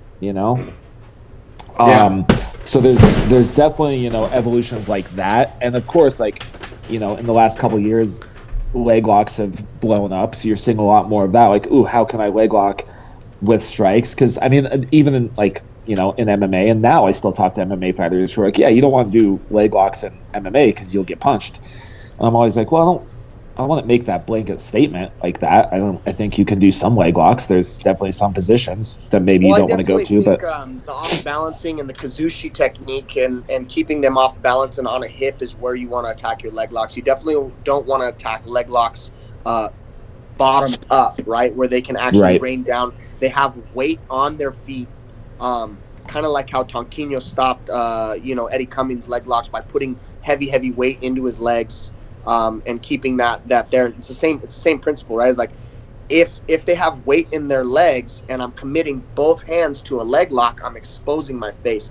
I think getting the sweep first, getting them on a hip, keeping their hands way away from me, and then going through my leg routes is how you're going to see leg locks be successful in combat jiu-jitsu. But when you're committing both hands to a leg lock and you're not blocking your face and there's somebody over top of you, like Coach Casey says, you might disconnect my ACL, PCL, MCL, but I'm going to rearrange your face. So that's also something that you have to be keeping in mind. Is somebody writing down some of these Casey-isms? Because I put all these Casey-isms in my head, and then I just shoot them out like little tidbit bullets for my guys. Because I'll tell you what I want from it. I really want there to be like a little bathroom book that you just go through, and you're like, a day is not wasted that is slapped on another human being. Well, look at that. Thanks, Casey. My favorite one is you can't make chicken salad out of chicken shit. That's the one that you know what I mean? And I've heard that one before, but he uses that like an exorbitant amount of fucking times. Well, Casey's delivery is, I think, something that we probably should talk a little bit about, is because he uses so much of his throat muscle when he's talking that is just kind of like, and I go, oh, fuck, he's so good at, like, when he's giving these motivational speeches and, like, talking to people, he just channels something different that I'm like, yeah, that's pretty cool. Yeah, it's definitely man shit. Yeah, I said years ago, I actually kept a note in my phone of Tate-isms and the shit Tate would say. I'm like, I'm going to write a fucking coffee table book. I can't repeat a lot of them. I'm like, okay, all right. But there's some fucking gold in there. Well, let me ask this, because one of the things famously that happens with combat jiu-jitsu is you have a card that you see get presented, and then sometimes things happen because who knows? People don't want to do it anymore, or they lose weight, or they don't make weight, or you name it. But there is one that looks very promising that I want to get your guys' opinion on, and we can talk about at least a couple of special matches. The very first of which that I'm excited for is going to be Pearl Gonzalez versus Lillian Marquez. I want you guys to tell me your thoughts on that match. I don't know who the other girl is, but I'm a big fan of Pearl. Mm-hmm. And I've trained a little tiny bit with her up in Portland when we were both up there for the summit, and have watched her fights. She's a fucking beast and a really fucking cool person, and I'm very excited to see her put the hurt on somebody. No offense to that other girl, but big fan of Pearl and want to watch her, do her thing. Yeah, obviously with Pearl Gonzalez being in our system, we know a lot more about her. But the at least the tidbits of knowledge that I do know about Ileana Marquez, it's Marquez, right, or Valdez, yep. Which is So she she comes from a pretty decent gym, and like I think a lot of people sleep on Mexican Jiu-Jitsu and Mexican MMA, but when you look at like the girls coming out of like Lobo Gym, the two girls in the UFC, Irene Aldana and those girls are super, super tough. And there's a lot of good jiu-jitsu coming out of Mexico. I have two good friends that come out of Hermosillo, and two good friends that are coming out of, Entram Gym in Tijuana. There's so many talented people coming out, raising the bar for jiu-jitsu in Mexico right now. You can't sleep on her, you know what I mean? But I've seen Pearl take world-class athletes and just mash them up. And I'm obviously going to have to go with Pearl on this one, just because the girl's such an unknown. But it's definitely going to be something. Like I said, don't sleep on Mexican Jiu-Jitsu or Mexican MMA. There's a lot of tough athletes coming out of these gyms these days. Well, let's also discuss this, because this is something I was curious about asking both of you guys, because I do want to know, a couple people who you were looking out for. But I thought one way to do that's pretty simple is there a dark horse that you have? Maybe not the person that you think is going to win, but somebody that you think is going to perform super well. I'll go ahead and start with you, Nate. Who do you have as like a way or a person that we should be looking out for at this tournament? I think the obvious answer is Kyle Chambers. That dude is, I'm going to give it to any one of the freaks anytime they're in the tournament. The freaks, I think, are just, their training, whatever Gio and Boogie are teaching, is fucking phenomenal. I think they're proving themselves to be some of the best coaches on top of the best athletes in jiu-jitsu right now. I was going to say the system, but even just straight up jiu-jitsu. I think the freaks have one of the top games in jiu-jitsu right now, and so I'm excited to see what Kyle Chambers does. Fair enough. Yeah, Tony, same question. Yeah, I agree. When you look at the bracket, there's technically three freaks in it, right? It's Sloan, it's Chambers, and Jesse Taylor, and so Nate wouldn't be wrong on that. Jesse Taylor is a very, very interesting guy. He's the one that won the Ultimate Fighter, and then he was so happy and so thrilled about it. He went out and had a fucking wild night in Vegas, and Dana kicked him off the show. Damn. He just came back and won it again this last recently thing, and then he had his little run in the UFC. He's got great jiu-jitsu, he's got great MMA, so I would suspect to see him in the finals. But again, Kyle Chambers is definitely the dark horse, and I would even give it to Sloan, man. Sloan, if Kyle didn't have to do the HQ qualifiers, Sloan would have won that. Sloan was in the finals, you know what I mean? So that's another person that you got to look at. But again, we just mentioned all three freaks under Boogie and Gio. The other one in that is, Felipe Fogelin, who has MMA experience as well. He runs a successful gym. He is also an IBJJF world champion. That's gonna showcase, a good spectrum of gi jiu-jitsu, no gi jiu-jitsu, 10th Planet jiu-jitsu. Pretty loaded, man. But like I said, if I have to pick, Nate picked Kyle. I love Kyle. I'm just going to pick on the other side of that and go Jesse Taylor to make it to the finals.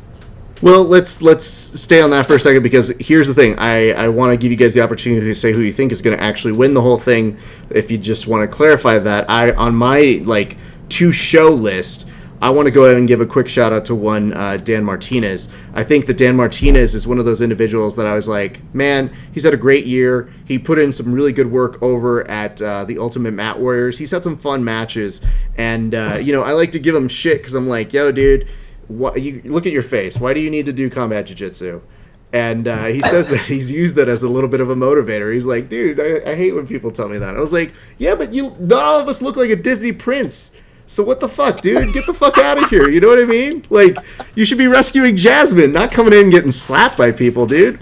So, but I have an immense respect for him. He's a very, very solid jiu-jitsu, and I think it's easy to get lulled in by what it is that people have, where they've slept on him a couple times. So that's somebody who I have at that. Dan's heavy on leg locks, right?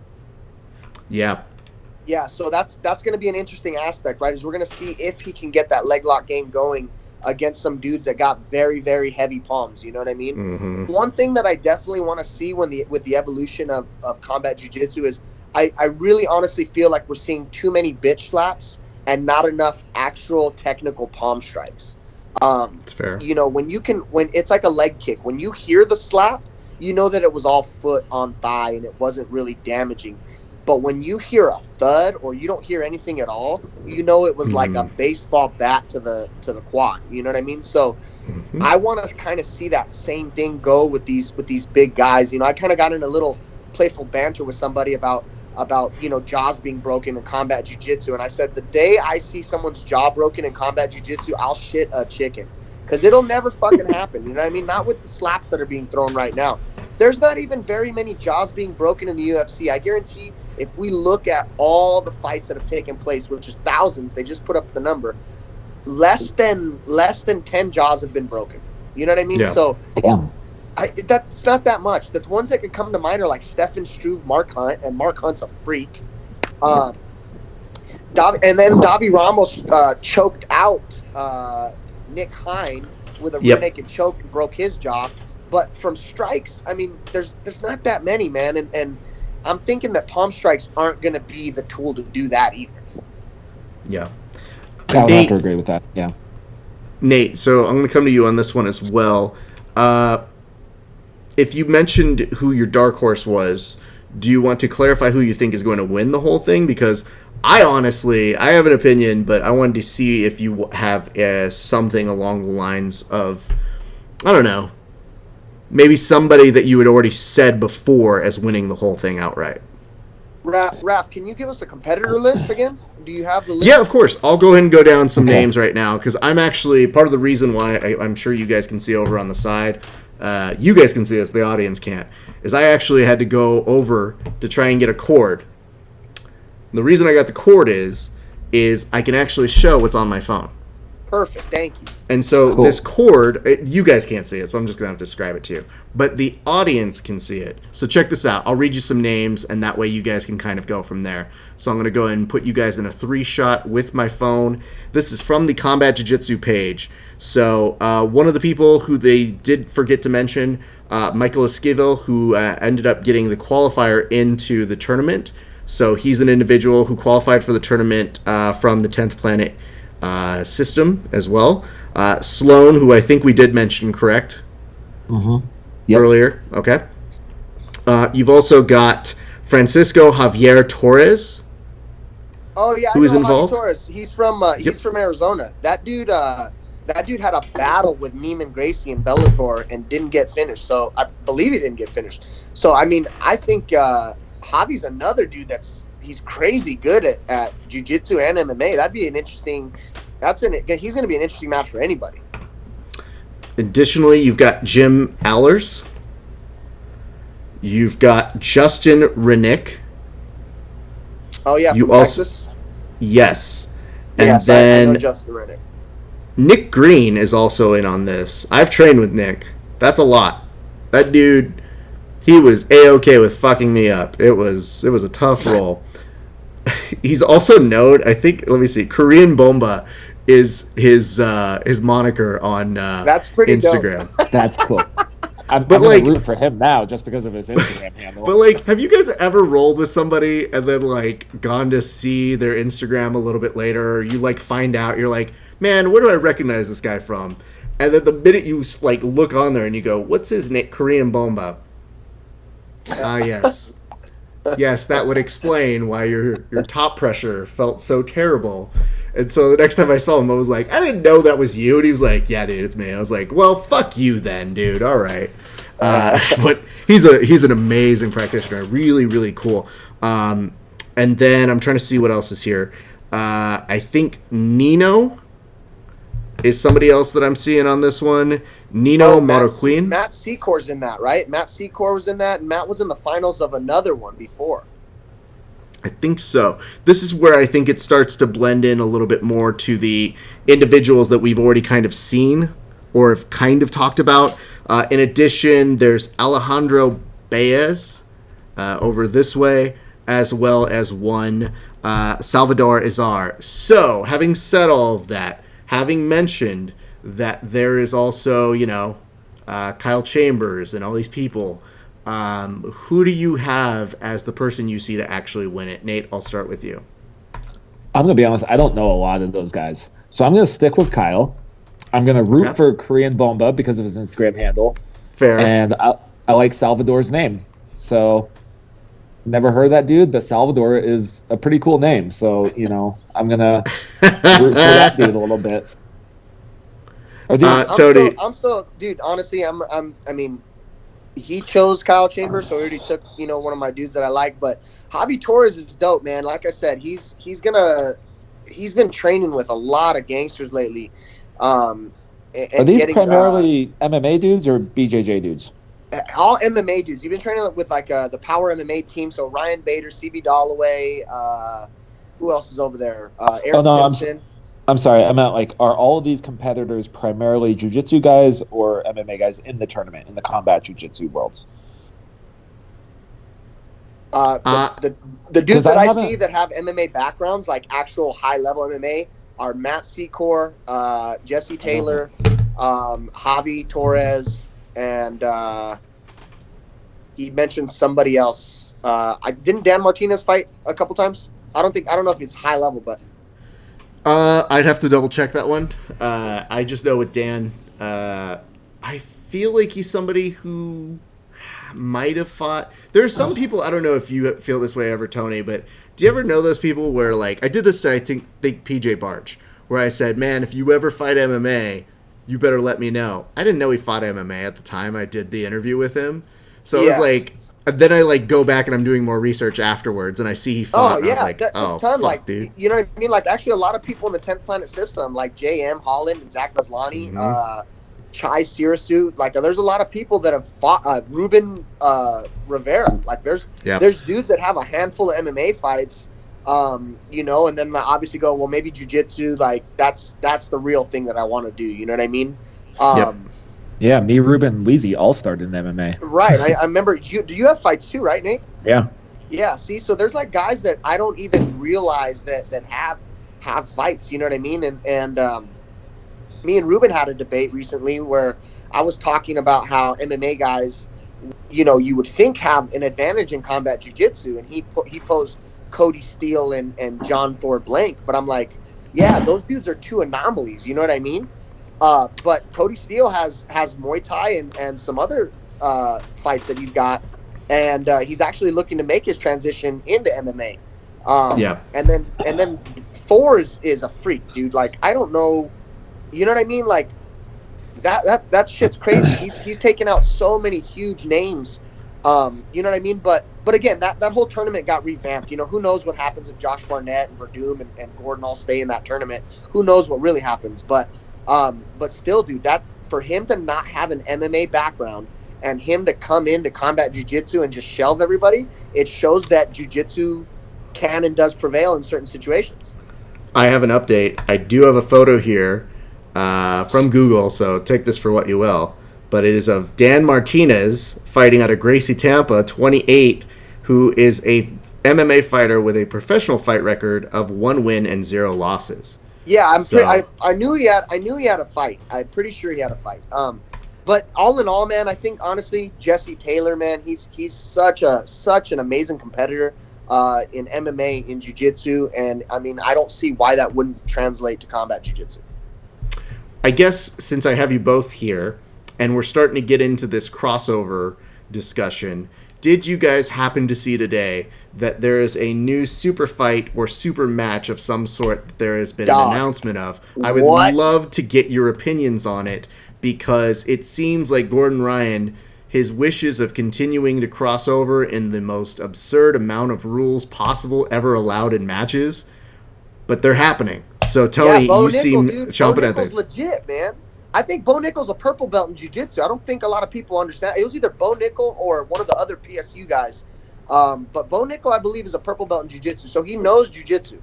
Does he know Gordon Ryan level jiu-jitsu? Probably not. Is he a high-level collegiate wrestler? Absolutely. Is he a high-level USA ranking world wrestler? Absolutely. But we saw already what happened, Pat Downey versus Nicky Rodriguez. Yeah. You know what I mean? But now this is kind of flipped, where the wrestler's coming into jiu-jitsu versus the jiu-jitsu guy coming back into wrestling. Yeah, I gotta say that's a whole different game. Yeah, I mean it's a unique rule set for sure. What's the rule set? I'm not picking Bo to win that.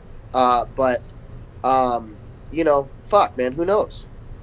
I don't know. The way I see it is that the high-level jiu-jitsu guy is always going to beat the high-level wrestler guy at jiu-jitsu, and the high-level wrestler guy is always going to beat the high-level jiu-jitsu guy at wrestling. Yeah, it's just for sure. So I don't know. Like, it's cool, I guess. It's like these fun. It's like UFC 1, even though you know what's going to happen. Well, not before UFC 1, but like, well, I mean, I just watched a video today of Ben Askren armbarring Shannon Rich. Shannon Rich has over 220 some odd MMA fights. He's a Higan Machado black belt. You know what I mean? And I watched Ben Askren take him down, side control, mount him, armbar. And I would have been like, yeah, maybe he would have taken his back and rear naked choke him, but I didn't think he was going to control Shannon Rich like that. It was definitely something. Was it in a fight? For sure. It was at U.S. World Team Trials for grappling. So yeah, it was I a think competition match.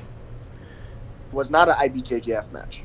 No. Not IBJJF, but it was a competition. Yes, it was competition. Okay, sure. Yeah. So just to kind of, if it's training, it's obviously different. Well, just to kind of give us on a page here where we could go over stuff, I actually did look up the rules, and I can read those out for you guys. So give me 1 second to switch over to this. The rules are as such. They are. Rules will be modified 3 CG rules, or Third Coast Grappling rules. 15 minutes. No leg locks, no guard pulling, no tech fall at 11 points. Whoever has the most points or submits wins. We told you we'd make up for the Earth match. December 7th, it all goes down on flowgrappling.com. That's pretty dope, because obviously we've seen Gordon I haven't seen him leg lock anybody lately. He's taken everyone's back, you know what I mean? So, but here's the thing is do I think he's going to take Bo Nickel down? Not at all. Do I think Bo Nickel's going to take Gordon down? Absolutely. But how is Gordon going to get his back?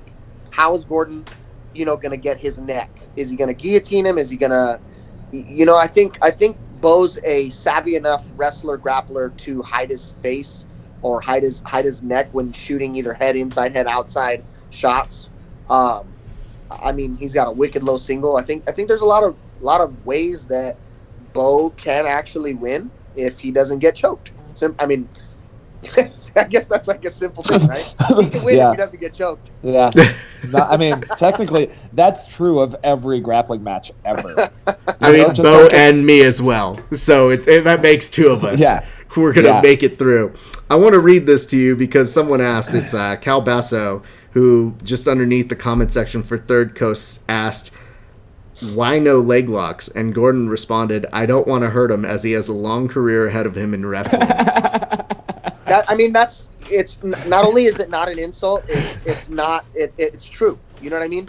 Bo Nickel's probably going to be an Olympic gold medalist someday. It's not an insult. I don't think Gordon's really worried about not hurting him. I will say, I think he is, because because no one's gonna take this match with Gordon. You know what I mean? So for Bodie to want to step up and do that, you gotta respect the fucking dude. You know what I mean? Oh, like, for sure. I'm not. So and that's what I'm saying. Like he's not insulting him, but he's also not saying that he wouldn't whoop his ass. So let me see what I can clarify here. My position on Gordon is Gordon will say whatever Gordon needs to put Gordon over. So it's like you could be asking Gordon for a great recipe on chicken salad, and he would be like, I actually invented chicken salad, and I want to make sure that you guys know that I make the best chicken salad that anybody's ever seen. In fact, it's pretty clear that Danaher has told me through 50 years of making chicken salads that I make the best chicken salad of all time. And it'd be like, bro, I just wanted to know what you put, raisins or no, or what do you do? Like, what's your specialty? Where Who the fuck puts raisins in a chicken salad? dumb people. Weird people. And So- grapes. Or just regular grapes. Not Okay, even, well, not even the wrinkly grapes. Old grapes. Like Okay, number one, that was a fantastic impression, Raph. Good kudos. Thank you. Number two, you guys need to immediately cut out any and all people from your lives that are putting raisins or grapes in their chicken salad, because that's Well, an abomination. What the Let me fuck? ask you this, though. You're Potato hanging out salad, way do you too- put raisins or no? No, sweet potato stuff salad? Fuck no. No. What are you doing? Interesting. Fruit and sweet things do not go into a meat salad. That's insane. Listen, I will put you with some other people in touch. This is not my category. It's not my fight. Because you know what? Ever since I was a kid, Please don't. people would have Please like don't. potato salad. Please don't. Please do. will. I want to have this Please debate. don't. No. I love food just as much as I love jiu-jitsu and Marvel Comics, and I will happily debate these things. I also figure, since I have the both of you here, and we've done such an excellent job of talking about the other subjects, the other subject I was privy to, and I had a front seat over the weekend at BJJ Fanatics, was the Tex Johnson situation. So, I'm going to start here. Tony, are you aware of the situation? Yeah, I saw that little short hook he hit. It was Tackett, right? Yeah. Mhm. Yeah, I saw that little short hook he hit Tackett with, man. I mean, you don't ever want to fucking see that in competition. And the fact that he just keeps compounding issues on top of himself is hard. You know what I mean? Like, I've wanted to have the guy out for seminars, but it's just not smart. I mean, like I said, it's just issue on top of issue starting to compound, and it's not a good look. Can I ask this, though? And I'll come to you, Nate, in a second. But, Tony, I mean, in MMA and in wrestling, two areas that you would understand, like, is there not a moment where it just gets heated because of the competitive aspect of it? You know, I think that that's something that it's hard to discern when it becomes, like, from too aggressive to in the spirit of competition. And it seemed that most people's interpretation was, that was a punch. Yeah, it was for sure a punch. There was no, I mean, there's no other way around it, dude. It was a punch. I mean, I don't know how to, sprinkle that up and say it wasn't. Yep. Nate, my thoughts, I'd love to get them, or your thoughts, I'd love to get them from you. Yeah, I mean, definitely that was a punch, because you can even see there's a second where he reacts, and you can see how mad he is, and you can see the decision in his face to punch William Tackett. Like, it's all very clear. He's like, fuck this kid. The definition of an accident and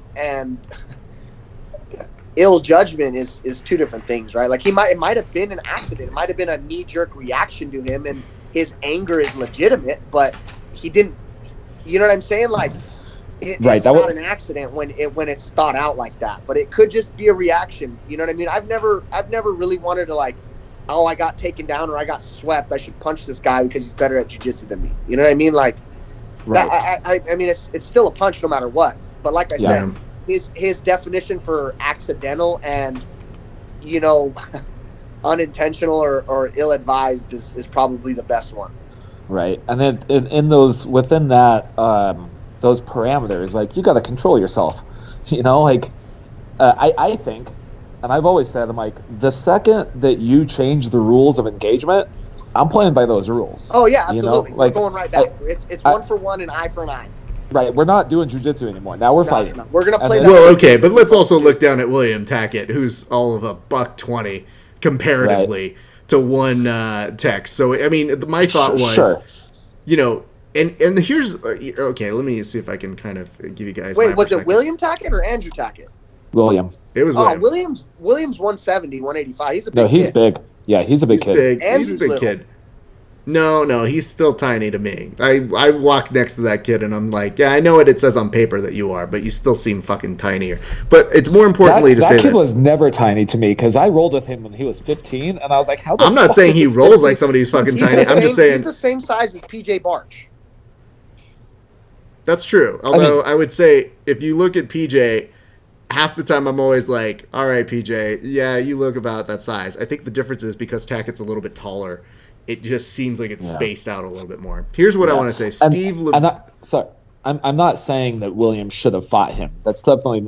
I'm saying had I gotten punched, there's a good chance. I think I remember back when Wagner Sparta kicked fucking Florida AJ. boy off the stage. Yes. And fucking one of my favorite moments in jiu-jitsu. Fucking A. Oh yeah, and that was the first time I'd ever heard of AJ. I'd never heard of him before that. And I watched that video, and he gets up and continues doing jiu-jitsu, and I was like, you're a fucking bitch. How much of a pussy are you that you're going to let a man kick you off a stage, and you're just going to walk right back instead of fighting him? You're just like, okay, well, let's continue jiu-jitsu. You're a bitch. That's bitch made, in my opinion. I think Anthony probably agrees with me. Knowing Burchek, There's two things that I'm doing. I'm either going full bore 100% fight, or I'm not even going to give you the respect and honor to even compete that match with me. I'm walking off in the back, which you can consider bitch made, but it's not just coming back and doing jiu-jitsu. I definitely wouldn't have just come back and done jiu-jitsu. I would have definitely came back and either fucked him up, or you don't even get the honor to fucking finish this match off with me. I for sure, at the very least, would have kicked him off the stage too. I'm like, cool, now we're even. Took me a second to realize you were outside, and I'm like, are you just spitting in your house, Burchek? Yeah, dude, I've been tonight's the first. I fucking came down with a wicked fever and sinus infection. I've just been draining nonstop, so I'm not your just voice spitting sounds in good, my though. house, guys. I'm spitting outside. It looks like every time you make an important point, you kind of take a very old school I think this. Well, I'll tell you what. Disrespect on another thing, Nate Harris. So much disrespect on your house. Is bitch made. I heard the ding of the spittoon. Now I tell you, that boy's bitch made. Back in my day, ain't no man would have got away with me kicking me in the back. Well, I'm motherfucking shoot you, boy. Nate, that's what my granddaddy taught me. I'm pretty sure there's no way I invite you back to the show unless you do the entire show in that voice. So be forewarned. Yeah, I'm pretty sure you can. Here's kind of what I want to give you guys, because one of the things that's hard for me is I was commentating that. So it's weird when something like that happens. They usually look to the commentators for some kind of, are you just, while I'm making a point, you're just showing me pizza? That's my roommate. Who's he brought home dabbing a pizza. It's my roommate, Aaron. Oh, I love Aaron. How are you, Aaron? Hi, Aaron. Hey, Burchek says hi. Hey, tell him I finally saw the Wraith. And Raph. Well, he doesn't know you. He's met Burchek. I don't give a shit. It's my fucking show. Hey, Aaron says hi to you too, Raph. Thanks. See, all right. He's taught politeness. Let me go ahead and make my point while instead I'm taking you off camera now. Here's what happened. Sorry. Okay. I was in the process of doing commentary there, and one of the hardest things that it is that audiences tend to look to the people who are talking on camera to kind of walk them through, give them the information. What just happened, right? Yeah, there was no information as to what just happened. We were all trying to figure it out ourselves. However, the one thing that was consistent was Gordon very quickly said that should be an immediate disqualification. And I didn't disagree with him. I just said, we got to wait to figure it out, because it doesn't matter what you or I think. What matters is whoever's running this tournament, it's on them. And Michael Zinga was very, very good about taking ownership of it. He later apologized and said that him and Bernardo didn't make the right call in the right amount of time. And I think that was good. What people may not know, though, is that after it happened, and it was pretty clear that it did happen, they went forward, they did the match, we saw that. But I thought about it, and I said, you know what? There's no way in hell I would see William being okay with winning like that. So I was pretty happy that they did let nobody wants to win like that. But I mean, the thing about it is this goes back to like my Pop Warner football days, and the coach goes, no one ever sees the action. They only see the reaction and the retaliation, right? So like, obviously we all saw the action of what happened, Tex punching him. I don't think anybody would have faulted William for fucking hitting him back, and then going, okay, we're done with that. Can we move on now? We each went 1 for 1. Let's do jiu-jitsu now. Yep. Yeah, I think that's fair. Yeah, and to me, what was most impressive was William then immediately got mount and started shutting down a large portion of Tex's game. And I think that he got the ability to display more of his jiu-jitsu. Now, what most people didn't see that I was privy to is later that night, when it was all said and done, they actually had a little bar at the bottom of the stage. And there was Will and there was Tex just chatting it up and having a good regular time. Like, they had already moved past it. And it was kind of weird in the sense that I was like, I don't know that we can allow ourselves to be more mad in certain ways about it than William is. But I think we need to at least talk about it to make the point of being like, yo, dude, if you let grapplers get away with that, then the code is going to go away.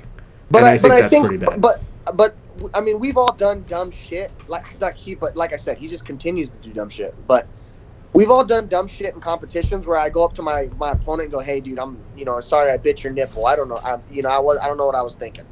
So, I've never apologized for that, not once, and I'll do it again. Was that in Japan, Tony? Because I don't remember that. I'm just saying for an instance, you know what I mean? Like, you go, "Hey, man, like right after you kicked me in the cup, I poked you in the eye. Like, shit got heated. I'm sorry. I apologize." You know what I mean? But like you said, us three on this screen cannot be more upset than Tackett himself. I completely agree with that assessment. Like, both of you guys. Like, yeah. Like, if you're super mad when the dude who got punched isn't, like, well, then you're just being a dramatic bitch. Really. For sure. Like, you're virtue signaling some bullshit that wasn't even that big of a deal to the guy that it happened.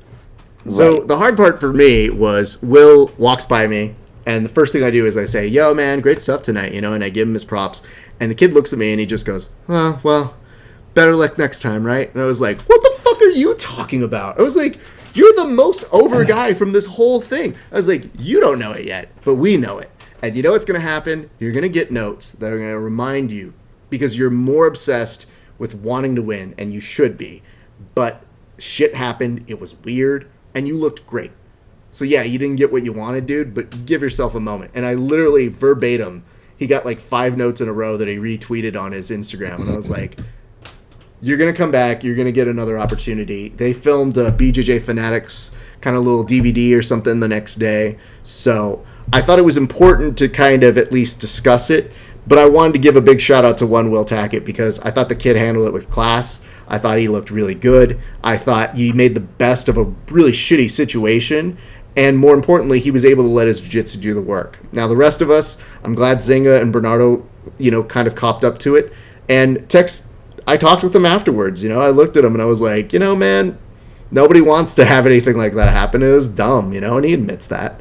So I just feel like it's one of those things where it's going to be like, all right, Tex, how you respond from this in the future is going to be it. You got to eat shit for a little while and just sincerely be sorry to the kid. So I can tell you that I did see them backstage. They were just fine with each other. But man, it was a fucked up situation all around. It's one of the few times I'm on air that I go, okay, it's not much we can do. Fuck. Well, because you're thinking about it. Because, my first reaction is especially to say, oh, fuck. But when you're on air, you just don't get to be like, well, fuck these guys. This guy's a pussy. This guy sucks. You're literally trying to find the most grounded way to have everybody be on the same page of what chaos is happening around you. So, anyway, that was just my little note on this. I'm going to ask this, Nate. We're trying to build up more things here on Grappling Hour to give more people opportunities. What's the best thing that you see going on Grappling right now? It could be an Instagram account. It could be something that's not your own. But what has been a match or something that you've been obsessed with that we can give some shine to today, sir? Oh, fuck. I don't know.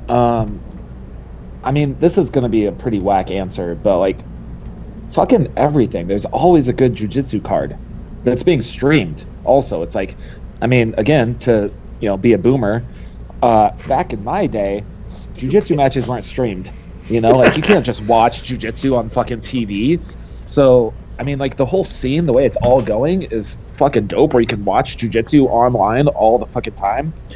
You got BJJ Fanatics, you got, CJJ, you got Subversive, Fight to the whole Win. scene, the way it's all going is fucking dope. Where you can watch Jiu-Jitsu online all the fucking time. Never mind. You got BJJ Fanatics, you got CJJ, you got I don't know, Subversive, Fight to Win. The whole scene, the way it's all going Fair is enough. It's fucking okay. dope. Where you can watch Tony, Jiu-Jitsu let me ask online this. What's all the these best sites. thing that's Never going on mind. right now? You got that BJJ is Fanatics, not your you got channel, but it's something else that you see CJJ, that, like, yo, this is my jam right now. Subversive, the whole scene, the way it's all going Fair is enough. It's fucking okay. dope. Where you can watch Tony, Jiu-Jitsu let me ask online this. What's all the these best sites. thing that's Never going on mind. right now? You got that BJJ is Fanatics, not your you got channel, but it's something else that you see that, like, yo, this is my jam right now. Subversive, Because I've been throwing out a technique, and then Coach Casey's doing that in Vegas, and then I see someone in Belgium doing it, or Sweden doing it, or a variation of it, and it's just wild. But I don't know if it's going on right now, but you guys definitely in the next month, 2 months, need to pay attention to two things.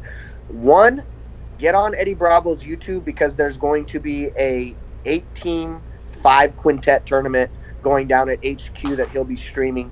I have 2 teams. I have my brown belt team, which is in the tournament, and I have my purple belt team, which will be going heads up versus 10th Planet Burbank before the finals on Sunday. So that's going to be huge. That's going to be a lot of viewership. I believe there's the 10th Planet Freaks, the Northwest. There's Brandon McCaffrey's team called Sega. There's Team Texas. There's Team Tucson. There's Team Las Vegas. I can't remember who the other 2 teams are. But that's definitely going to be a wild event. The first matches go on Friday. The next set of go on Saturday. And then the finals are on Sunday. And then in 2020, Mercedes is bringing back bullpen. We're going to be doing both white and blue belt ranks at the same time in January. And then we're following that up with the purple and brown events at a later date. So we're bringing back the best submission only tournament in the Southwest, and hopefully we can get a lot more participation. I know you and a couple other people have definitely been able to be part of that, and we want to continue to grow the sub only EBI style tournaments in the Southwest, and kind of fill that need for that EBI style show. So we're looking at the 18th of January and the 29th of February. That is in 2020. So that's going to be on the 18th of January. That's blue and white with sub-only EBI overtime. That's in Tucson. And then in February 29th, that's going to be brown and purple's sub-only EBI overtime as well. And that tournament, the purple and brown, actually has a very special guest coming. There's a giant thing going on. It's going to be a huge seminar that weekend. He's an ADCC competitor. He's an EBI finalist. We're not allowed to announce his name yet, but it's going to be a huge seminar that same weekend as the tournament. So it's gonna be a blowout. And that's being presented by Leg Locker as well? Excellent. Oh, that's some dope shit. Oh, go ahead. I know who it is. Nothing. Oh, don't fucking say who it is. You fucking I'm not. say it, I bro. wouldn't. But he's coming to our place right after that. Yeah. Yeah. Well, okay, cool. Let's make it more about Nate then. Nate's sitting there. No, I just had the revelation of who I was wondering who it was. I had the revelation, so I couldn't help but go, "Oh." Nate's just being like, I know too. I know things, guys. But yeah, I think that's going to be a huge thing for gee. Tucson and the Arizona Jiu-Jitsu community in general, having that level of competitor come to town. Well, that's dope, and we very much look forward to that. As we get closer to it, we'll obviously be promoting it and putting more up as we get more information, but that's a lot of opportunities for grapplers in areas that don't really get EBI format opportunities. So we really hope that you guys take up those chances. Nate, can we help you plug anything before you get on out of here, sir? Yeah, you can follow me on Instagram at Nasty Nate Harris. Follow my gym at 10PABQ, at Dark Haven Studio. Yeah, that's it. And Tony, where can people be following you, sir? You guys can hit me up at Burchak MMA. Twitter, Instagram, Facebook is facebook.com/Anthony Burchak. It's BIRCHAK. And then if you want to get fucked up on the new Call of Duty Modern Warfare, you can also search me there, Burchak MMA. And I don't know my hashtag. It's like hashtag 114 something. You literally told the children on this program who are watching, come get these There's hands. children that watch it. If children watch this, there's some fucking horrible parents out there. Hey man, this is quality entertainment. You can go away, sir. I make it decently. I curse sometimes, but not all the times. Rap is for the children, all right? Also, the children that I play against on this console and this system have some foul mouths. So yeah. That's fair. Way more kids on Xbox Live fuck my mom than my dad does. That's true.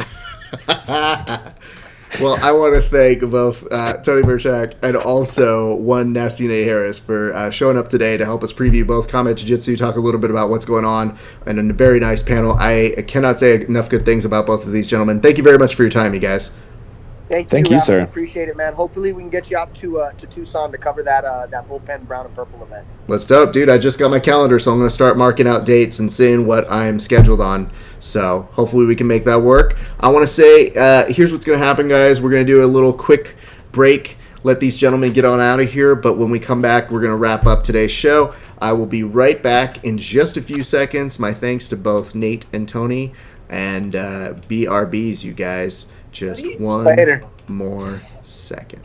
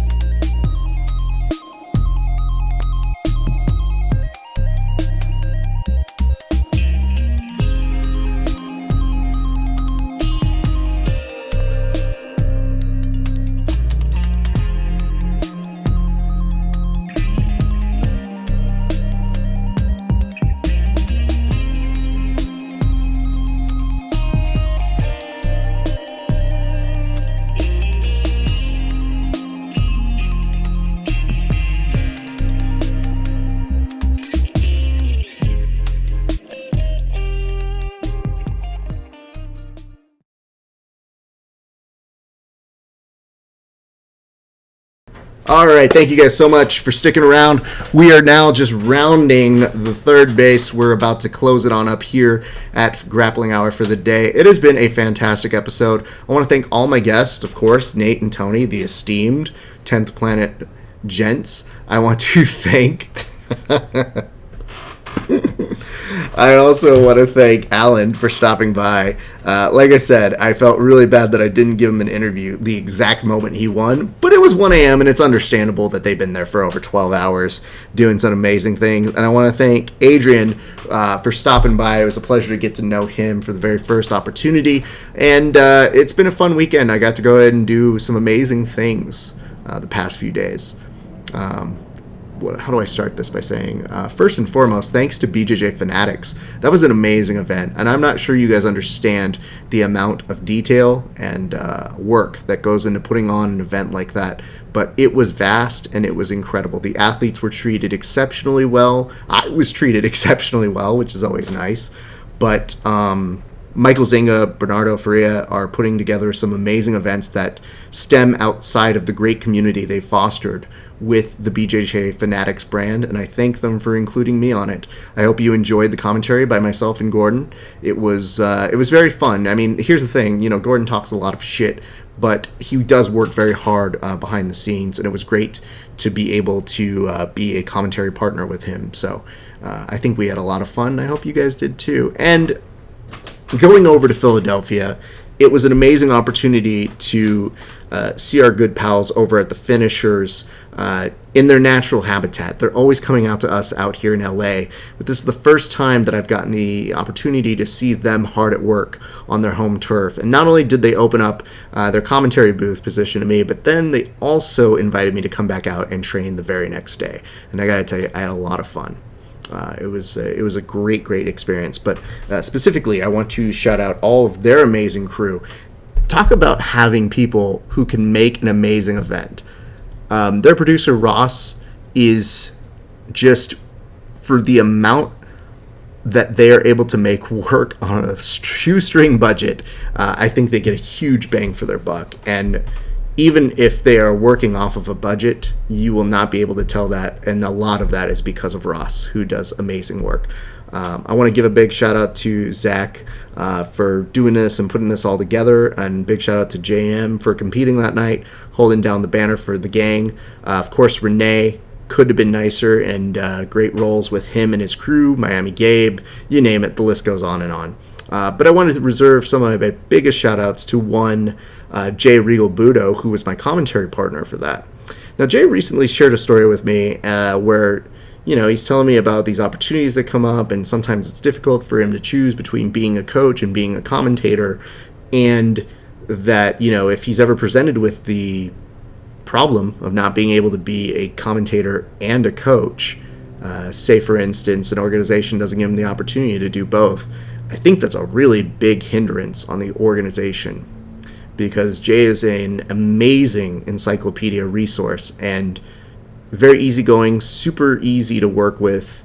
I think that you would do well to bring him on more and more events, because, you know, one of my favorite parts about doing this trip was getting to do commentary with him, and he's a superb human being. So anyway, I just want to send my big shout outs to all of those individuals for a great weekend. Again, I want to give a big shout out over here to our good friend Mir Katsu. Their book is Jason Pass My Guard, Brazilian Jiu-Jitsu Comic Art. It is immaculate, and I hope that you guys, when you get the chance to see this, I think you're really going to love it. It's not just great art, it's actually really fun stuff that is a collection of artwork that is truly amazing. So my thanks to Seymour for that as well. That's going to do it for us today. We're going to have more and more of these episodes going up on our Instagram page, as well as on our iTunes and Spotify, because, hey man, I think it's about time you guys get more of those episodes up in a faster routine. So thanks to the help of a couple good friends, we're going to be seeing that more and more. Someone said I came to see the fighter interviews. Well, you're late, because I'm done. It's been a great day for grappling. We'll see you guys on the mats.